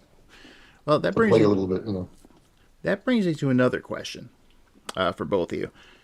Have there been any games that you've had to abandon because of unforeseen technical problems or something like that going on? Are we still going alphabetical? Whoever wants to answer first, go for it. Yeah. I would say no. I've never abandoned a game. Every game I've started, I still intend on finishing at some point in my time. One game I started in 2007. It was Moon Cresta for the 2600. Bob, if you remember, I think we talked about that one, and that and Ripoff. Ripoff is actually coming out this year. Oh, so nice. I'm working on that now. So that's gonna be Ripoff Tournament Edition. It's gonna be a 4-player max, where you have 2 people that are battling 2 other people that are controlling the ships that are trying to steal your pod. So. Oh, that's awesome. And of course, it's gonna have some power ups and stuff like that. So it's gonna have it'll have the original version there as well. So So no, every game I've started, I have some intention of finishing. So usually, I shouldn't say I'm smart enough, but I know the limitations of 2600 so much now that I would never start a game that I didn't think I could finish. So, but there were some games like when I started Mappy, believe it or not, in like 2001 maybe or 2. I was just getting into 2600 programming, and literally just I still have the demo I put together. It wasn't even a demo. It was just like me trying to draw the roof. Going, okay, I don't know if this is even possible in 2600, but that's all it was. But if you wait long enough, the technology will. In this case, technology caught up. Make it to a decent version of 2600. No. I'm still waiting on that cartridge, but what I played of the ROM I bought, it was just like, yeah, this is a good port of Mappy. Oh, thanks. Yeah, we have plenty in stock in Champ Games here.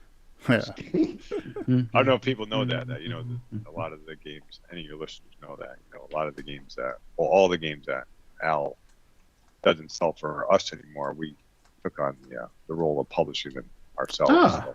Yes. Okay. I did want to get into that. Yes. So, and the only three games we didn't carry over were Avalanche and Conquest of Mars, because those are Atari properties. Mm-hmm. As today, Conquest of Mars is now available as Caverns of Mars through Atari themselves, and that's basically our version that we worked with Atari to get that done.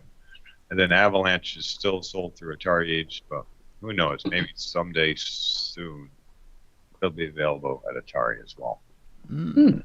And then Ladybug, we retired just because we have a Ladybug arcade up there. Yeah. That's fair.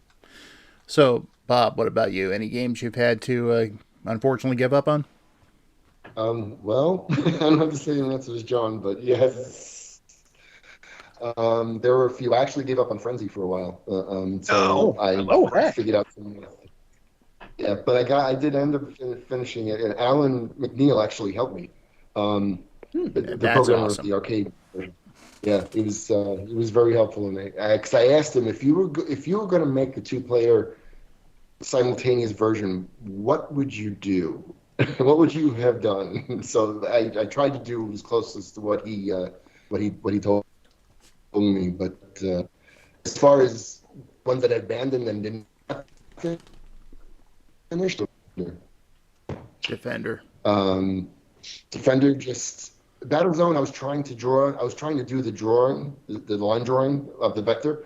I got it to work, but it's not fast enough.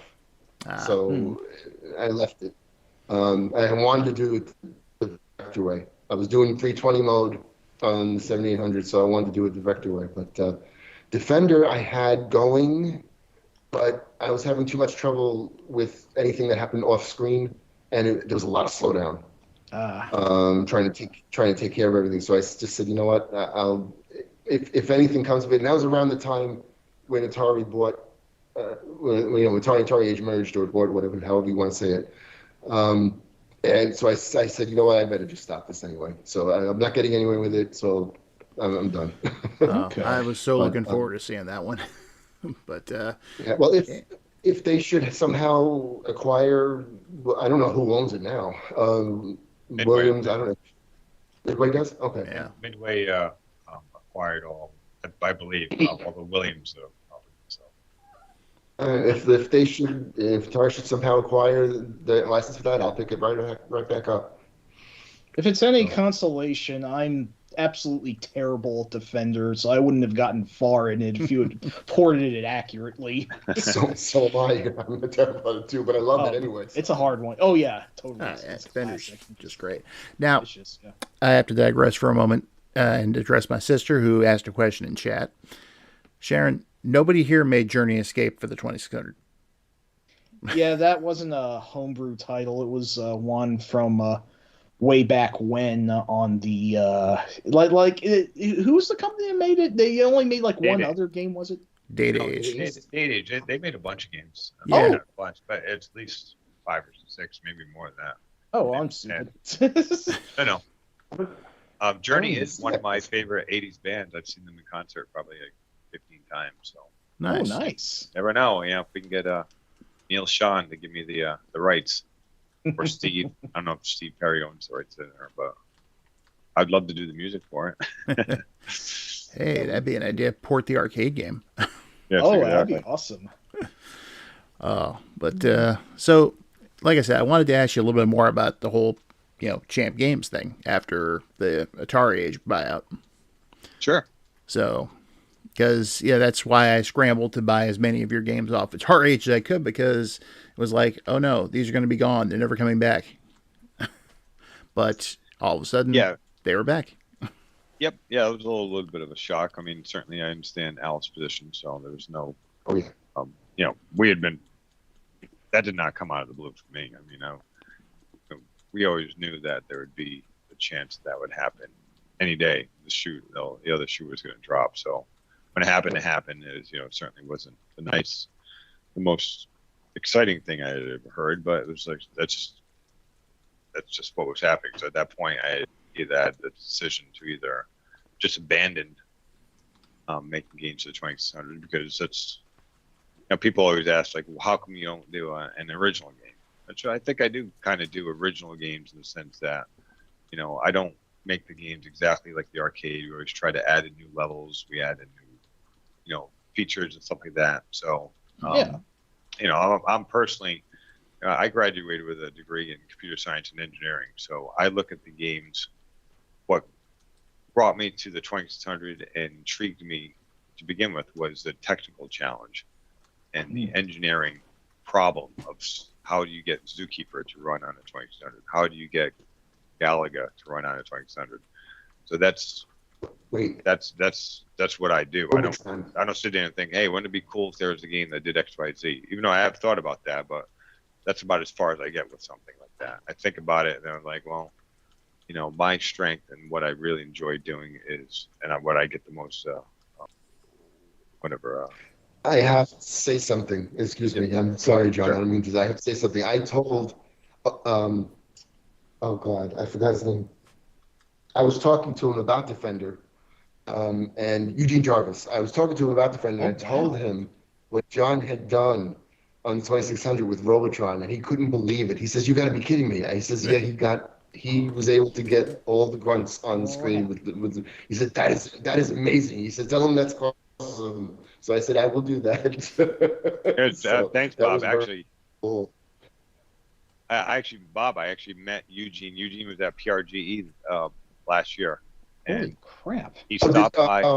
Cool. He stopped by at our booth. Him and his buddy played co-op Robot War, which is our Robotron, and he gave me thumbs up, handshakes. He said it was amazing. So it's quite a thrill for me. It was meeting really one of my heroes. Eugene Jarvis's games are amazing. I think he's a legend. Holy shit! An absolute legend. So it was. I was fanboying big time. It was like beaming from ear to ear, and just having him say anything positive about our game was quite a thrill. So thanks for, because he did come by. He goes, he did mention you, and he said something about, I hear you get like Robotron running on a 2600. That's impossible. Made the dual mode, co-op mode, which we added, and it was quite a scene. So awesome. Sweet. Yeah, that is awesome. So anyway, what were we talking about? I kind of went off on a tangent there. Something about engineering and this and that. Just what was the original question? About how Champ Games came to be. Oh yeah. Well, Champ Games in general, or why we started publishing our own games. Why you started publishing your own games? Yeah, so that was obviously basically, for Champ Games, other people were like losing one or two games, and that's the only games they've ever done, or whatever, or they had a couple of original games. But for us, basically, our entire catalog was being taken out. And certainly that's a lifetime of work for me, and we decided at that point, Nathan Strum, again, I brought him up. He not only is he a graphic guy for making the sprites, he also has knowledge in the publishing business as well, and he has access to those kind of tools and putting together things like that. So at that point, we decided that it's a huge difference between making a game and handing it off to Al, and then making a game and then going through printers and publishers and figuring out how you're going to ship stuff and setting up a website and a store, and so that was that decision was not made lightly, but I felt that it was the right thing to do because me personally, I think I'd like the conveniences of ROMs, but certainly it's most satisfying to have a physical, tactile product. Mike, I know you live in the digital age and have your whole life, but there's something about buying an album. There's something about going to a movie theater. There's something about actually taking a cartridge and putting it into your system and experiencing that. Oh no, I do. It's not just about playing, Zookeeper on the 2600. That's not. It's a whole experience, and that's kind of what drove us to decide that. We did look into other publishers that also make games to say, but none of them really. They all do excellent work, but I kind of liked having also the control because it's like in Al's defense, he releases like 30, 40, 50 games a year. Yeah. So typically, your games would be released along with 30 or 40 other games, and that just basically that's kind of how he has to do it. And I know how it is. I'm a one-man band as well. Well, Maureen does all the work fulfillment, but to take on that responsibility, I personally like the control of that. So this year we're actually going to have 2 releases a year, and people wonder why. Hey, Atari used to release games like in January and February. How come you don't do that?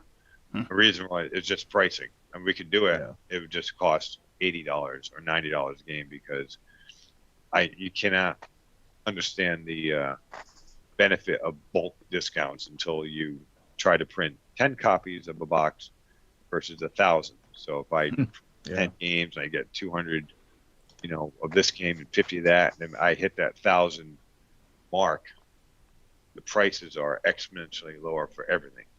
Whether it's the manual or the on the box, certainly the box and stuff like that. So instead of us paying $30 to $40 just for the printed materials, and you haven't even put a cartridge in yet, or a board, or anything like that, now we can get that down to a reasonable thing, so we can sell a game for $40 as opposed to 60 or 70 or 80. So anyway, so with that being said, we've expanded, and we've also we're starting to produce other people's games as well through what we call our Champ Games Presents. So you see things like Juno First coming back, or Ruby Q, which is a Qbert clone. Again, we're knee deep in it anyway, so it's like whatever. At this point, we'll print. As long as it's we've had people say, "Why don't you print like the new Pac-Man out there?"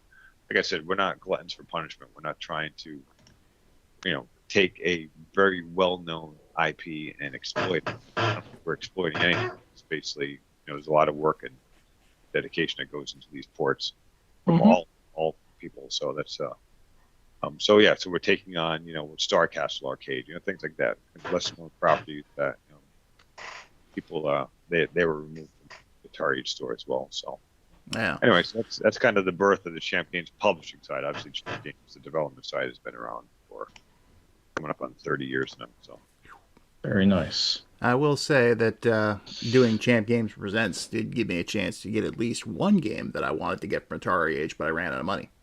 Oh, okay. Yeah. Well, we have plenty in stock. So, and the the developers that actually did the games are paid handsomely from Champ Games. We give them a very good portion of that. So it's really a service we're providing where they get a very good royalty. So it's a great way to support them and inspire them to continue with their work as well. So I should also say, I just want to mention, Al was very, very instrumental in helping us get up to speed, because obviously he's been doing this for a long time. So he was very helpful in saying, hey, you can go here to get, we didn't go with his printer. Nathan actually found a printer. Without Nathan, I would not have published. So I think that goes without saying. But Al was very instrumental in helping us. He still sells us like the shells and the inserts, and he helps us like, hey, this is what I did for setting up for international shipping and stuff like that. So he was very helpful and very gracious in his time to help us get up to speed. So because he knows how important it is to have these games. I'll say I've never met the man personally, but I've talked to him a couple times over email. He seems like a pretty stand-up guy. Yep. Mhm. Yeah. Else, like I said, I would have never taken my games out of the store. It's just, didn't want to see us go. It's just something he had to do, and I respect his decision. So. Yeah, that was completely understandable. Yep. And I'm glad you did keep publishing, because not only did you give us this amazing port of Turbo, which that was mind-blowing. Admittedly, I've never been the biggest fan of the original Elevator Action, so I haven't actually checked that Elevator Agent yet beyond the demo. Is there anything that sets You're missing out. Is there anything that really sets it apart from the original arcade game? I mean, it's Absolutely. used, so I figure. Yeah, absolutely. Elevator Agent was or Action. We were certainly thrown for a loop, so I think Al's decision was in July, and we were finishing both those games, which were supposed to be published through Atari Age for PRGE, which is in October. So that's a very small window for us to finish the game, publish everything. But as far as Elevator Action is concerned, that was one of my favorites. I have very fond memories playing that in a soda shop. That's what they called them back then, Mike. On the way home, I'd get a frap. That's what they call a vanilla shake around here. The malt shop and whatnot. Yeah, play some Elevator Agent or Action. Even I think Elevator Agent is actually a better name. But anyway, so obviously, I started Elevator Action back in 2017 using some cutting edge technology that really never panned out, so I couldn't finish it using that. But I was determined to get that released. That was almost the game that I had to abandon. But luckily, through my experience over the years, I figured out a way and woke up in a cold sweat one morning and found and had a dream about how I could do this one part that I could not figure out, that I'd been thinking about for months, and got up and I finished it. And once I got past that hurdle, it was just a matter of getting the time to actually finish the game. So to make it look like it did right now, if you know, it's just like Elevator Agent is a very it's probably the most complicated game I've ever made. But as far as what distinguishes it from the original arcade, it has the original arcade, everything that you would expect from that, all the cutscenes and everything. But we added there's more 3 new building layouts. The original one just had 1 building layout. Oh shoot! So this one has 4 building layouts, and then there's a challenge mode where that's kind of what we started in. We call it challenge mode because starting with Galagon, we had a challenge skill level that you only played the challenge stages in, which was kind of cool. So we kind of kept that name. Since then we've been trying to add a challenge mode to all of our games, which is basically the original version with some extra levels, extra bonuses, extra weapons, power-ups, things like that. So in Elevator Agent, in the challenge mode, you have power-ups. So you have different colored door, a purple door. If you go behind there, you get like a weapon that fires twice as fast, a bulletproof vest, shoes that allow you to make you move faster. Cool. There's also double agents that look like you that are trying to thwart your plans to your mission by trying to steal the plans and stuff like that. And so it's kind of cool. That's pretty intriguing, actually. Yeah, and then we also added a versus mode where one player can control. So when one of the enemies spawns, you can have the other player controlling that person. Oh my god, that is so cool. Yeah, so you get a versus mode. So yeah, so like I said, we try not to just make the game exactly like the arcade. Certainly, that's what we're trying to capture the spirit of the arcade game as best we can, and then we try to think about how to give some more value to whoever spends that amount of money. Again, I wish we could charge less, but there's just no economic scale that we can use to get those things any more. That's fair. But anyway, so that's that. So given what you said, I'm gonna have to move that up on my list then. See, I didn't play Elevator Action until, God, when did I first play that? It wasn't even that long ago, maybe about 20 years ago. Yes. And it was the Famicom version of all things that I played first. And then the arcade game on a compilation, and it just didn't click with me. Yeah, it's a slow crawling game. It's not a shoot 'em up. I mean, you're shooting a lot of things, but it's a patient game, and you gotta it's a little bit of plotting. But back then it was like one of the first games where you felt like you were the character inside there, and you're actually experiencing something wasn't just mindless, back and forth, shooting stuff. So. Mm-hmm. Truth be told, I'll say that I'm actually a big fan of Elevator Action Returns. So yeah, I played that, and maybe I'm showing my age here, but I found it to be too violent, and too overload on the senses for me personally. So that's understandable. Yeah. Taito's F3 board generated some really crazy stuff, but like it can be overwhelming. Like Metal Black, for as much as I like that shoot 'em up, it kind of warps my mind to play for an extended amount of time. But Gotcha. I will say though that Returns at least gave me more of an appreciation for elevator action. Yeah, well, that's good. Yeah, so it's always tough to play like the second or third iteration of a game and then try to go back to the first one, and because you see all the things that it's missing. As opposed to appreciating it for the first time and not having something a bit more advanced to compare it to. But I'm gonna bump that up on my list though. So yeah, it was voted Game of the Year at the Zero Page Homebrew Award, so it's no slouch. It's our best seller by far. So sweet. Very nice. Now I got a question for Bob. Okay.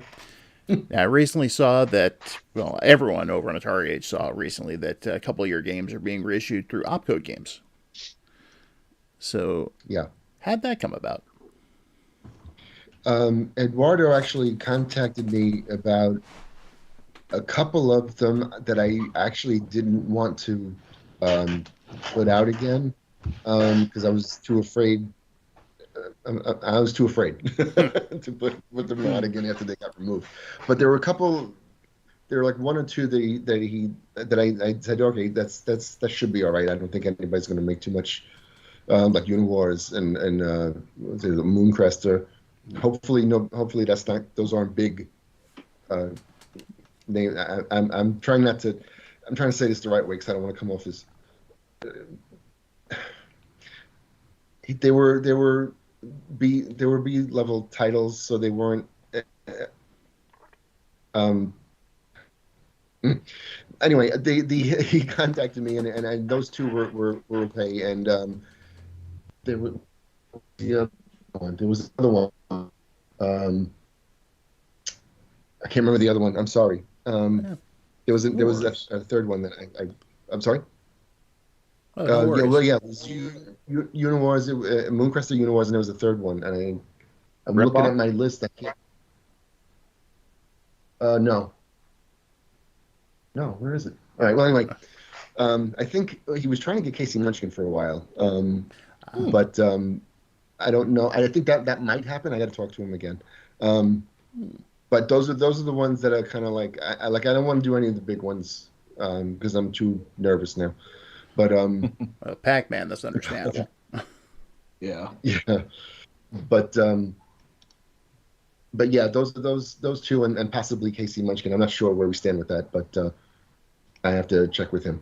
But anyway, so and then as I'm talking to you, I'm still looking at seeing if I can figure out which one the other ones they were, but I can't see any of them. Anyway,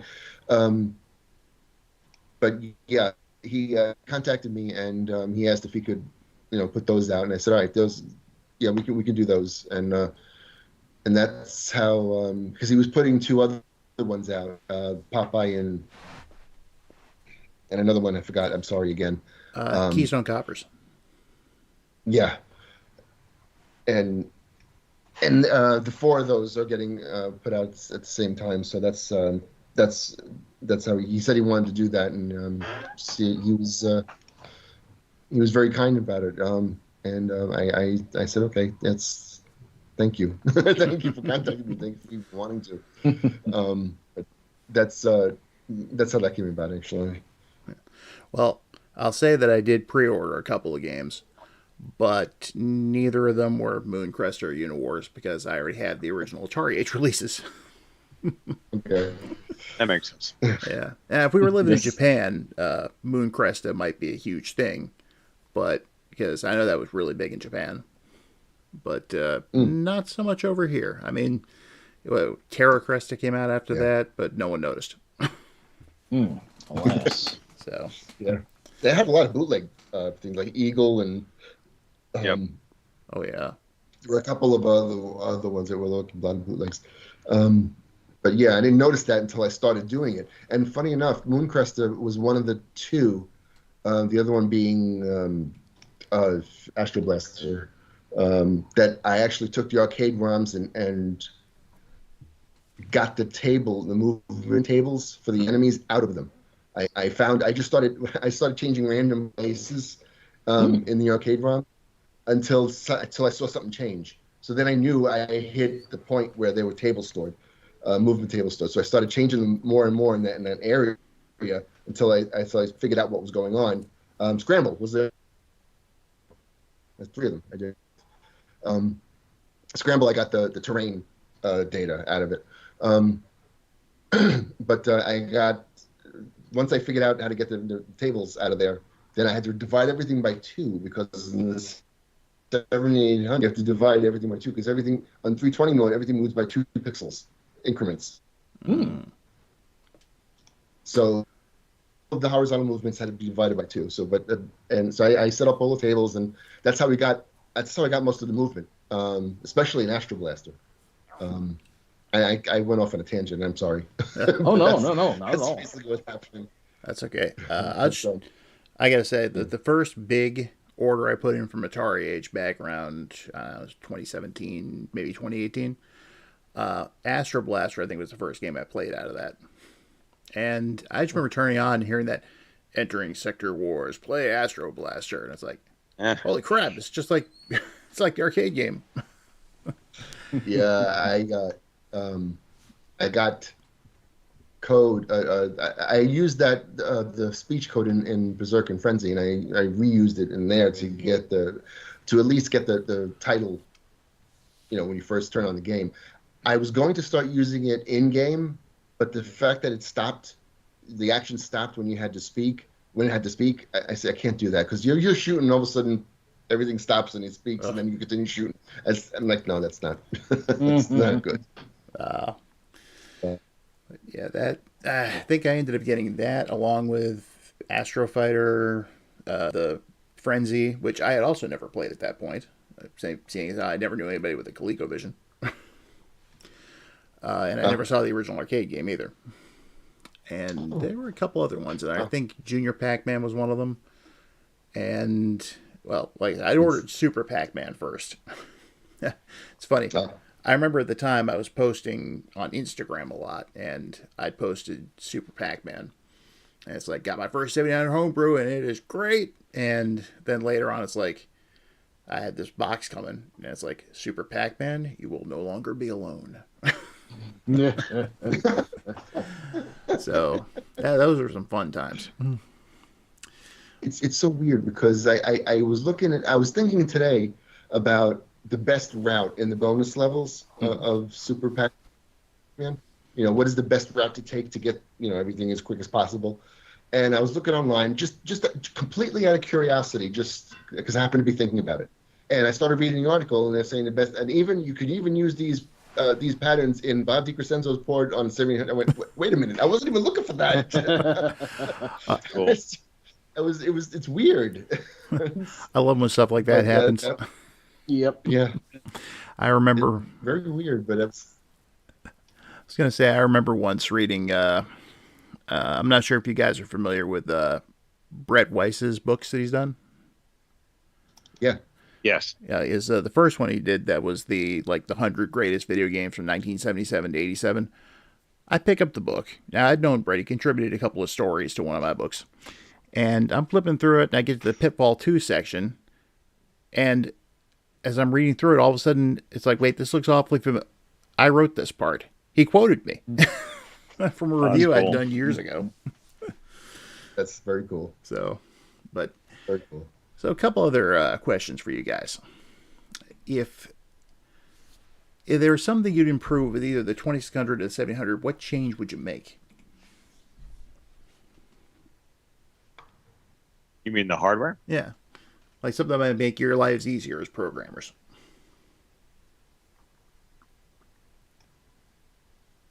Well, it's hard to say because then it wouldn't be the 2600. But probably the biggest thing, at least back in the day, before I started using the ARM chip for development, would have been just to have that 13th address line active, which I know was a design decision when they made it. It saved like a 2 cents or whatever, and even they look back on it as a mistake, which could have you could have had 32K games natively supported with just that two penny addition, as opposed to this whole bank switching debacle we had to do. So wow. Yeah, so that'd have been it. I mean, because everything else kind of, like you say, if you do that, then you're basically turning it into a 5200 or a 7800. Yeah. Fair bingus, so. Yeah. I can see where that would come in handy, though. It's like, I don't understand the whole bank switching thing or anything like that, but I just know it's caused problems. Yeah, it's basically what you can only run 4K at a time. So if you have I'm talking OG games. Right. It's all different with like the ARM games. When I use the ARM chip for my games, you have you can run C code. Basically, it's an ARM compiler that can run C code for all your, and that's not limited by the Atari at all. It's run during vertical blank and overscan, which is before or after the screen is drawn. So it doesn't interact directly with the Atari, but you can use it to run all your game logic and update memory addresses, set things up so that when the Atari does take over and starts to play sounds or read the controller or display things, it can do it as efficiently as possible. It doesn't make the Atari faster. It doesn't give it any more capability than it already has, except that you are running this coprocessor during these specific times to basically allow it to run at peak performance all the time, though, and run more game logic during a frame, things like that. So, like someone said, whatever frame you can see on screen, even if it's generated by the ARM, whether it's elevated agent or whatever, you can do that on a regular Atari without any ARM chip. You might not be able to move it or have sprites going or anything like that, but you can. Doesn't alter the hardware of what the Atari itself can do. It just makes it, certainly for me, it makes it much easier to write a game. And like I said, it pushes the Atari to its limits, where now you have all this, since the ARM chip runs at 70 megahertz, even though you're only running it for 10% of the time, that's still much faster than the 1 megahertz CPU that the Atari has. So you can run a lot more logic prior and after a frame. So you can have much more smoother movement if you played my Galaga version. The reason why you go, hey, this is better than 1700 version. It's not because I'm some kind of genius or something like that, though I may be. It's just because I'm able to run code in the for calculating movement and stuff like that, and these patterns, stuff like that, and collision detection for many. That's why Robot War also works. I can do that at using a 70 megahertz CPU, as opposed to a 7800, which has to do everything. I don't even know how fast a 7800 CPU is. I'm sure Bob knows. 4 exactly. So so he has to do everything within. If they're using a 4 megahertz thing for an entire frame. I have the luxury of having a 70 megahertz CPU for the small time before and after, which doesn't sound like a lot, but at that rate, 70 times faster is. Anyway, I got it kind of on a technical tangent there, but people wonder why Champ Games is going to be like that. Yeah. Well, I'll say that even though I don't understand the the deep mechanics of it, I did pick up enough of what you were saying that I can understand what you're saying. If that makes any sense. So, it's a technology that's been out there for 10 years, so it's all open source. People can pick it up anytime they want. They want to, dive deep into we call it the dark side. Once you've gone ARM, you never go back. A lot of people are purists. They want to make a game that could have run in 1985, but as far as I know, I don't think Back to the Future is going to be happening anytime soon. So even though it's kind of cool to hang on the shelf and say, hey, this would have been like Ladybug and Caverns of Mars and Avalanche. Those 3 games could have easily been done and released exactly as they are, no changes whatsoever in the 80s, using the hardware. And then I know it's saying they're only 16K games. There's nothing, and they don't use any extra memory, so those could have easily been done back then. But something like Robotron could have never ever been done back then. Yeah, because you didn't have 7 megahertz machines. I don't know if you guys know. It's like I remember my development machine I used in the mid 90s was a 25 megahertz SX 386. So 95, you're still talking 25 megahertz. Was it until like the Pentiums came out in the late 90s that you started seeing 90 mega. I remember my Pentium 90 was like that was like one of my favorite machines. I didn't come out till the late 90s. So anyway, so that's not to digress, but No. I just want people to know, there's a lot of controversy out there. Like, am I destroying people's childhood by coming out with Wizard of War arcade? And I hope I'm not. It's just, our goal at Champ Games is to make the game as best as it can be made right now. We make games for people that want to play them, not, people that want to look back to see, how would this have been in 1983? Because there's plenty of people that do that too, and I respect them for that. And anyway, well, I feel like I'm defending myself for some reason, but I'm not. I'm kind No, of you're fine. more or less just explaining like why does Champ Games game so different from other people, and that's basically why. Because I either use the latest technology or I invent the latest technology, and which I've done. I've contributed to the technology that like Elevator Agent. I couldn't. That's basically how I got around one of the things I couldn't figure out. I came up with a better way to do something and exploit the hardware a little bit more. So that's what we do. I'll say, as far as this whole thing about ruining someone's childhood because it's not the way it would have been in 1982 or whatnot, it's like I grew up playing the 2600 port of Tutankhamun. That was one of my favorite games on the 2600, and I had never seen the arcade one it was still a decade or 2 off before I ever got to see it. So all I knew was that version. And then I played the arcade game. It's like, this is pretty awesome. I still like the 2600 one. And then you announced Tutankhamun Arcade. Minute I played the demo, I'm just like, I'll never forget the original port. I still love it. But oh my God, this is fantastic. Well, thanks. Yeah, Tutankhamun was... I had the privilege of getting to play that back in she was a summer between 82 and when I was going between 8th grade and high school. I flew down, my brother and I flew down to visit my uncle in Florida, and People's Express, Mike, just so you know, People's Express was the cheap way to fly back in 1982. It was $69 round trip. Oh wow, that crazy, isn't it? That makes me sad to hear. Yeah, it was no frills, but it got me to Florida for the first time and got to spend some time with my uncle. And they had this wonderful arcade there where I first played Sinistar, which was an amazing game, and Tutankhamun. And Tutankhamun was always one of my favorites. So having the opportunity to port that one over and then do all the extra stuff on that, and I don't know if you guys know that Tutankhamun itself.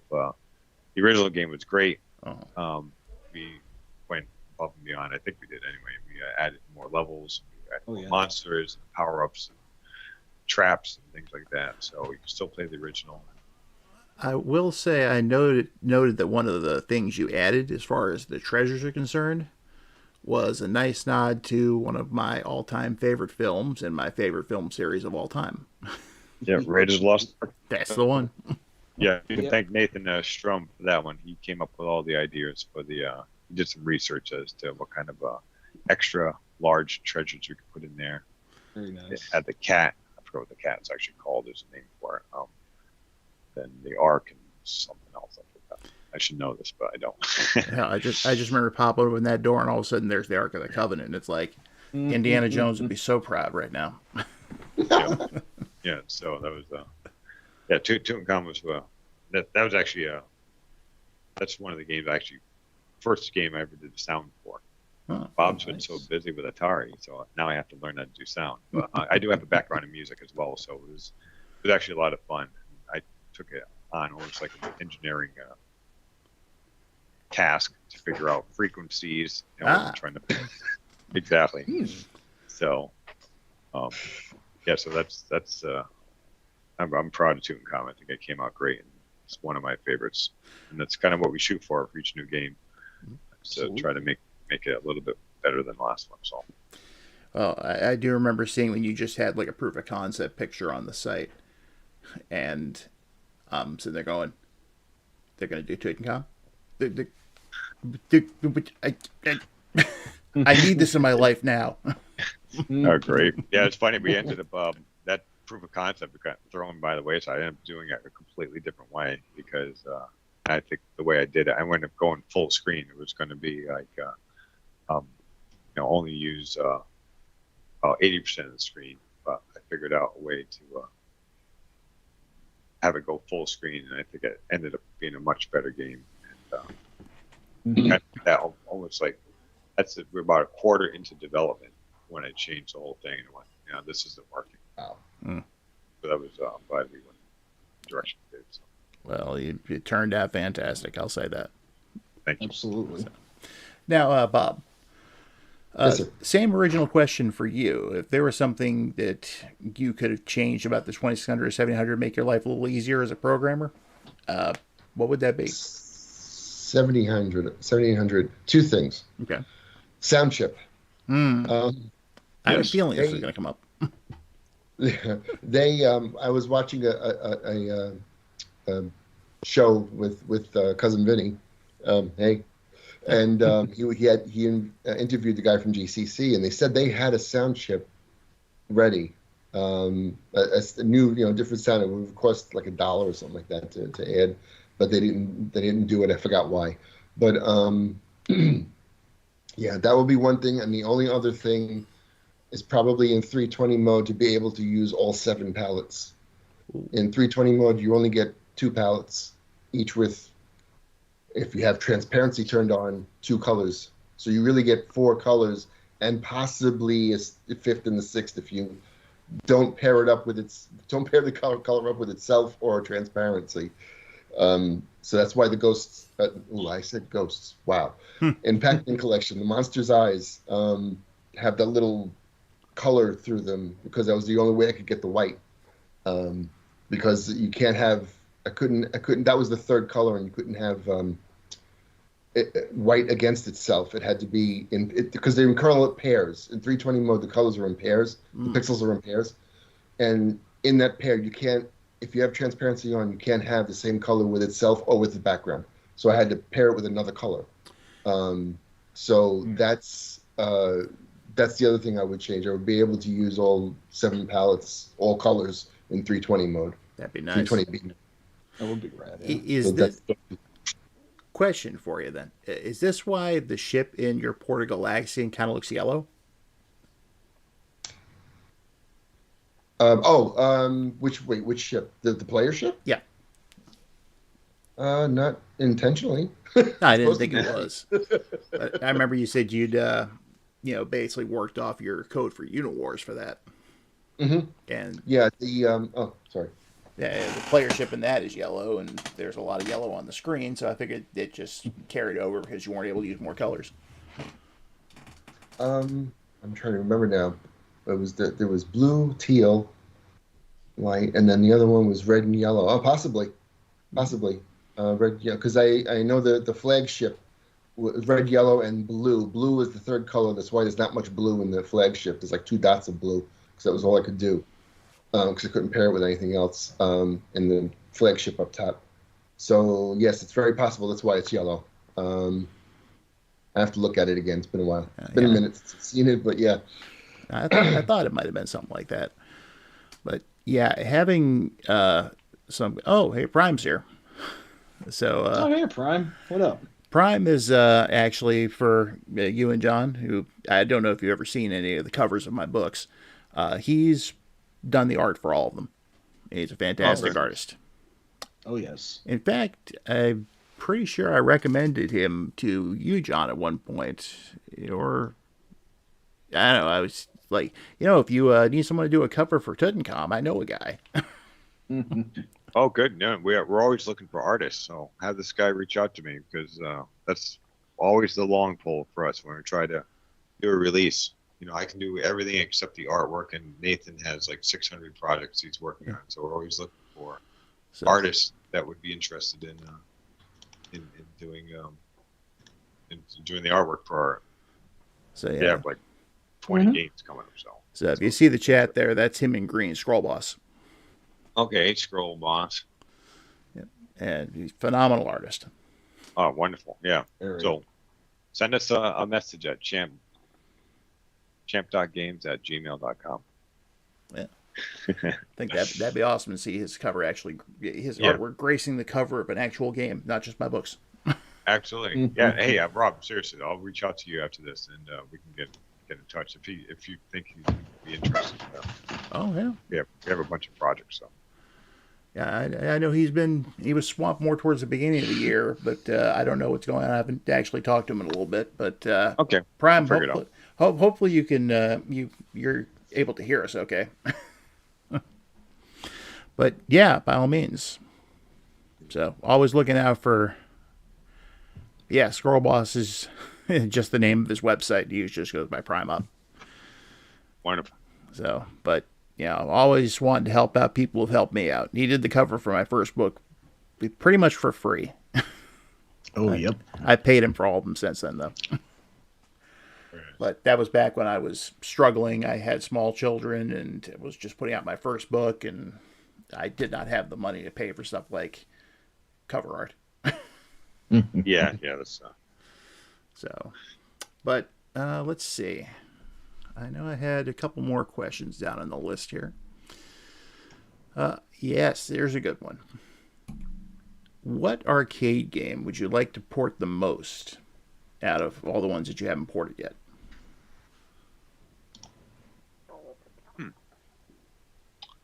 I would say that's a tough one because I ported almost all the ones I've wanted to so far. But I would say I'm going to go with Major Havoc, but that's an Atari property, so we can't do it. So kind of theoreticals are acceptable here. That's a good one. Yeah, and we can certainly, we have a working relationship with Atari, so maybe that would be something we can do for Atari at some point. Yeah, I could say. I could say personally, I'd like to see either a Time Pilot arcade or a Vanguard arcade. Both of those would be great. I loved Vanguard growing up. Time Pilot, I played a few times, but never really got into it. I'm not saying it's not a good game. It's just one of those games. Vanguard tickled my fancy. Mike, that's the old saying from the 80s. Actually, yeah. Probably, but, Tickled Pink is another one I've heard that sounds dubious. Yes, exactly. So Vanguard would certainly be. We could call it Vanguardcade. Hey, why not? Maybe not, but anyway. But unfortunately, what I like to do is if there's a good version for the Atari, and I think Vanguard for the Atari 2600 is excellent. Save the battle with the Gond. Yeah. I don't like to tread on something like I didn't think Gorp was good at all. I didn't think Wizard of War was good at all. No. That's just my personal opinion. I know a lot of people like it, so I'm not stomping on anyone's memories, hopefully. But I thought they could have been done better even then. So those are the types of games that I like to, especially if I'm big fans of them, to say, okay, well, if it's unplayable in my perspective, Wizard of War was unplayable in my perspective because it was too flickery. Oh yeah.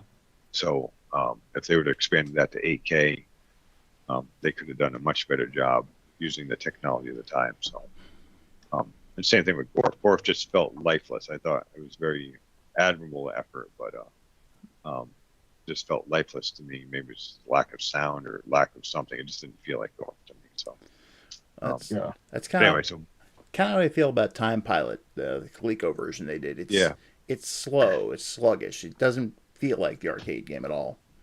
Yeah, I wouldn't feel that because I've never actually played in the arcade. I have played it, but not enough to have that sense where it's just like what you just said. Having that sense that you're playing Time Pilot, because I don't. But Vanguard, on the other hand, I love the arcade version, and when I played the 2600 version, I thought I felt like I was playing Vanguard. So if you don't feel like you're playing the game, then it's lacking, in my opinion. So yeah, my sister just asked me to do something. So if I may digress for a moment regarding the Vanguard port for the 2600, it was a birthday present the year it came out, and it was the game I wanted the most at the time. And this is the first time I'd ever done this. I played sick just so I could stay home and play Vanguard while everyone else was at work. Naughty. And when I wasn't playing Vanguard, I was playing with my new Lego set. So, also red. But yeah, I got a lot of hours in on Vanguard that day. Awesome. So, how about you, Bob? Any arcade games you'd really like to port? Oh yeah, there's two that are tied for first: Sinistar and Defender. Yeah. Ooh, I want to finish Defender, but Sinistar and or Defender, absolutely. Yeah, a port of Sinistar for the 7800 would be great. Both excellent games. Huh? Both amazing games. Yeah. Especially if you get all the voices. 160 mode for that because you would have to have all the colors for that. Yep. Yeah, I think like for the first Atari or Williams, whatever compilation I remember playing for the PS1, Sinistar was my favorite of the games that was on there. And the Sinistar in question still scares the crap out of me to this day. There's a joke I have with my wife. We're basically saying, when I die, I want a simple, unassuming tombstone hooked up to a hidden sound system that when it gets triggered, you start hearing, "Run, coward, run! I live, I hunger." Yeah, Sinistar just... You could hear that thing across the arcade. Yeah. Any chance of seeing a Time Pilot for 700 at all?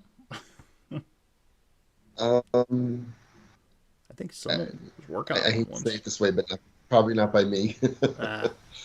I've actually never played Time Pilot. See, it's like my favorite arcade game of all time. So, and that's another one.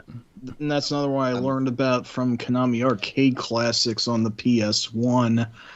That and Shaolin's Road, aka Kicker. Oh, I'd love to see that get ported too. That was a. Oh yeah, no, that'd be great for either of the systems. Yeah, it's just a very. I don't know if either of you guys ever played that one. No. It's another Konami game. It's basically just you're trying to escape this temple, and you're fighting all these monks and the occasional boss until you get outside.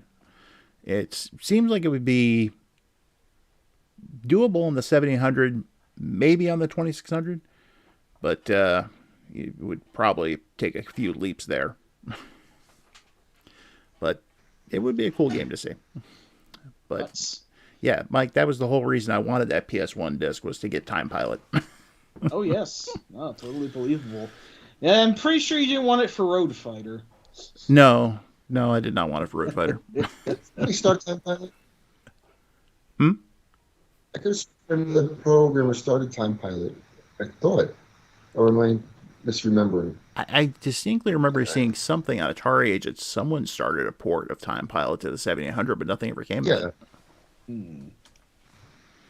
Shame too. It was looking pretty good. Well, all the Time Pilot talk aside, Let's see. Okay. Now, here's a question which may be like trying to pick your favorite child. If you could pick a favorite game that either of you have created, which one would it be?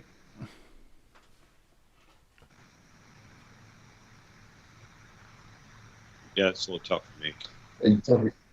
I would say the original Ladybug I did. I can see that. Good deal. Yep, that's one I'm most proud of too. So Yeah, it was. I remember playing that back when I first started getting into Homebrews, and was like, "This is good." Yep, it was most challenging. It's the most personal connection to me as well. So Yeah. definitely that one. Well, for me, the only thing that beat it was Ladybug Arcade. Yeah, it was good. I figured 15 years was long enough to wait to update that one. It's basically the same engine. All the bells and whistles that I wanted to put. How about you, Bob? Either Baby Pac-Man or the 40th Pac-Man collection, the 40th, the one that doesn't scroll. Sorry. Yeah, I saw something about that, but I don't remember where or when. Yeah, I figured out once I figured out. Atari did a Pac-Man version, a very close Pac-Man version on the 2600, and listening to that, he showed me that you can get much closer with the sounds on the TIA than previously thought, because his Energizer sound was identical to the arcade. So I pinged him about that, and I listened to it, and I realized that if you did it frame by frame, if you took each sound and did it frame by frame, you could get it really, really close. So on the 40th, I did just that. It took me forever, but like on the Miss Pac-Man version that's on there, if you listen to it, the when you eat a monster and the eyes going back to the pen are very close to the arcade now on TIA. So that's pretty damn good. And then again on the, I'm sorry. So that's pretty damn good. Getting that on the TIA. Oh, yeah, thank you. I because I did frame by frame, and it was such a pain, but it was worth it. Because I got the Energizer sound just like Atari did on that, and it's very, very, really close to the arcade. And as again, the eyes and the munch sound even. I think the fruit I got close. I mean, it's much closer than my first attempt, way back in 2005 when I did Pac-Man collection. But that's my most. I'm proud of the sounds on that one, I guess, more than anything else. But yeah, that's my answer. Nice. And I'm sticking to it. Well, we've been going for about 2.5 hours now, so I think we're going to start wrapping things up. Okay. So I do have one final question. Feel free to say no comment or anything like that if you can't talk about it. But what are you guys cooking up now? Anything in particular? Yeah, certainly. Right now we're working on Spider's Arcade, finishing that up. We're going to have Rip-Off released, completed hopefully by PRGE, which is in October. We also have 4 Champ Games Presents games that we're going to be publishing, and those are not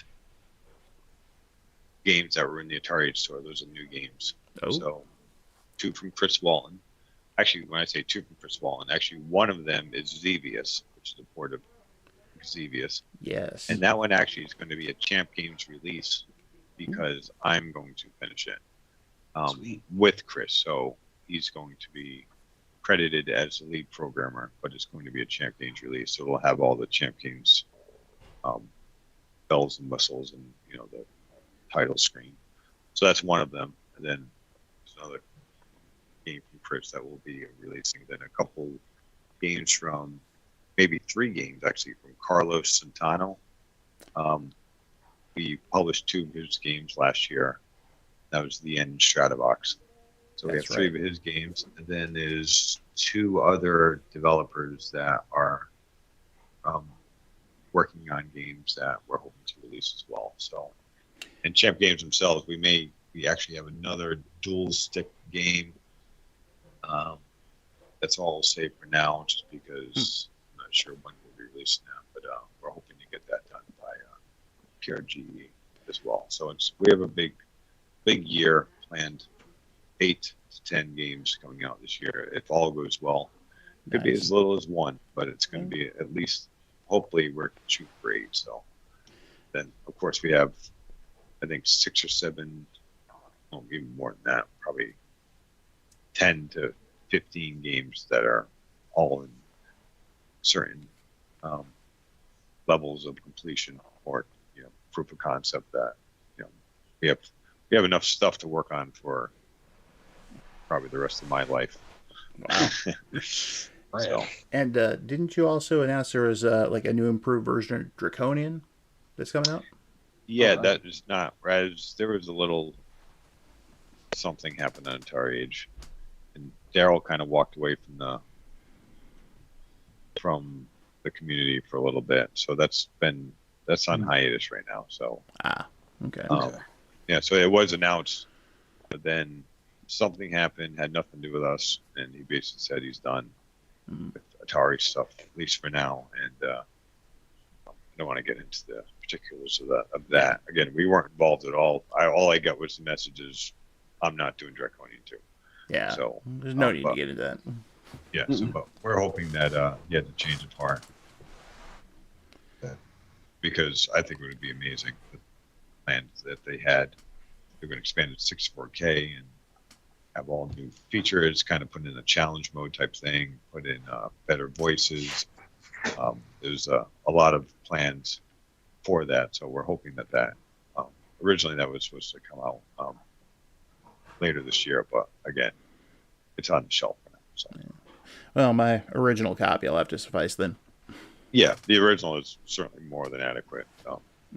It's one of the best games ever released for the 20th century, in my opinion. So that was a fantastic game, and it's funny too, since Prime's here right now.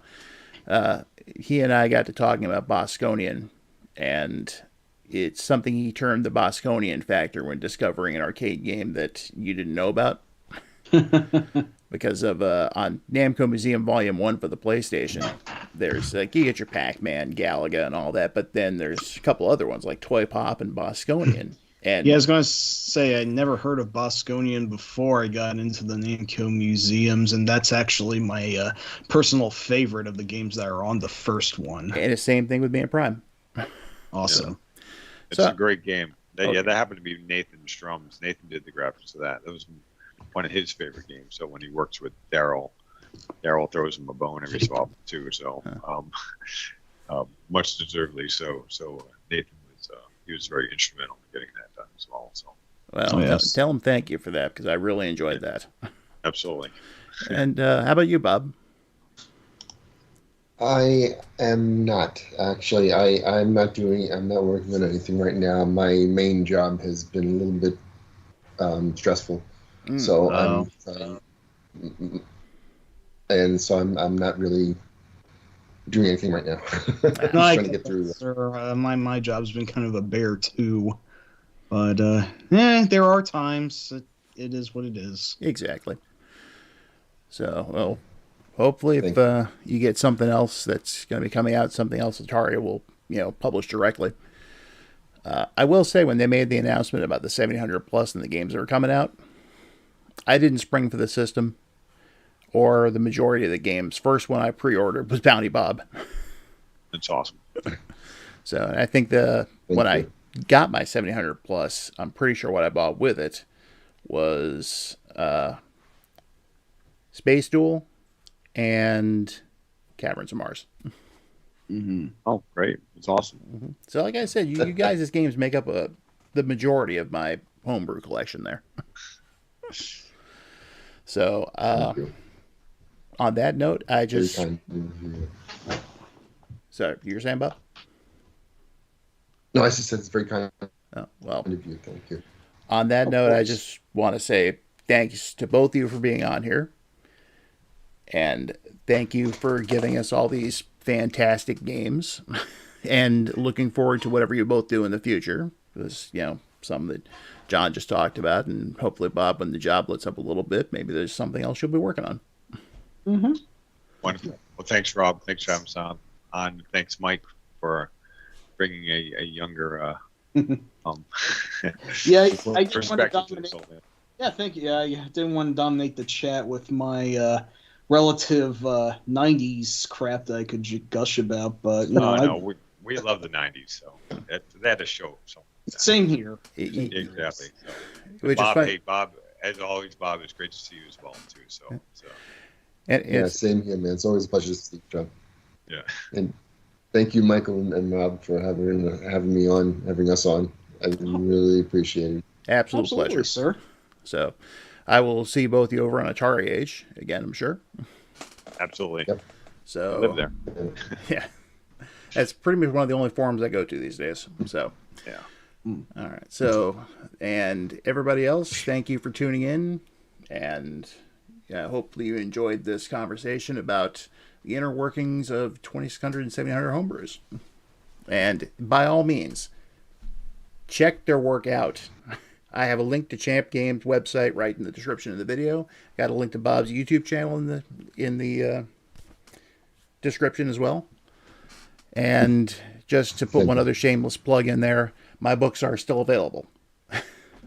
And they're not going to not be available anytime soon. And if you want digital versions, contact me directly. I have those too. So, all right. Well, thanks to everybody, and hopefully we'll catch you next time. That will probably not be anywhere near as interesting as the one we did tonight, but Mike and I'll have some fun with it, though. I sure hope we do. Yeah.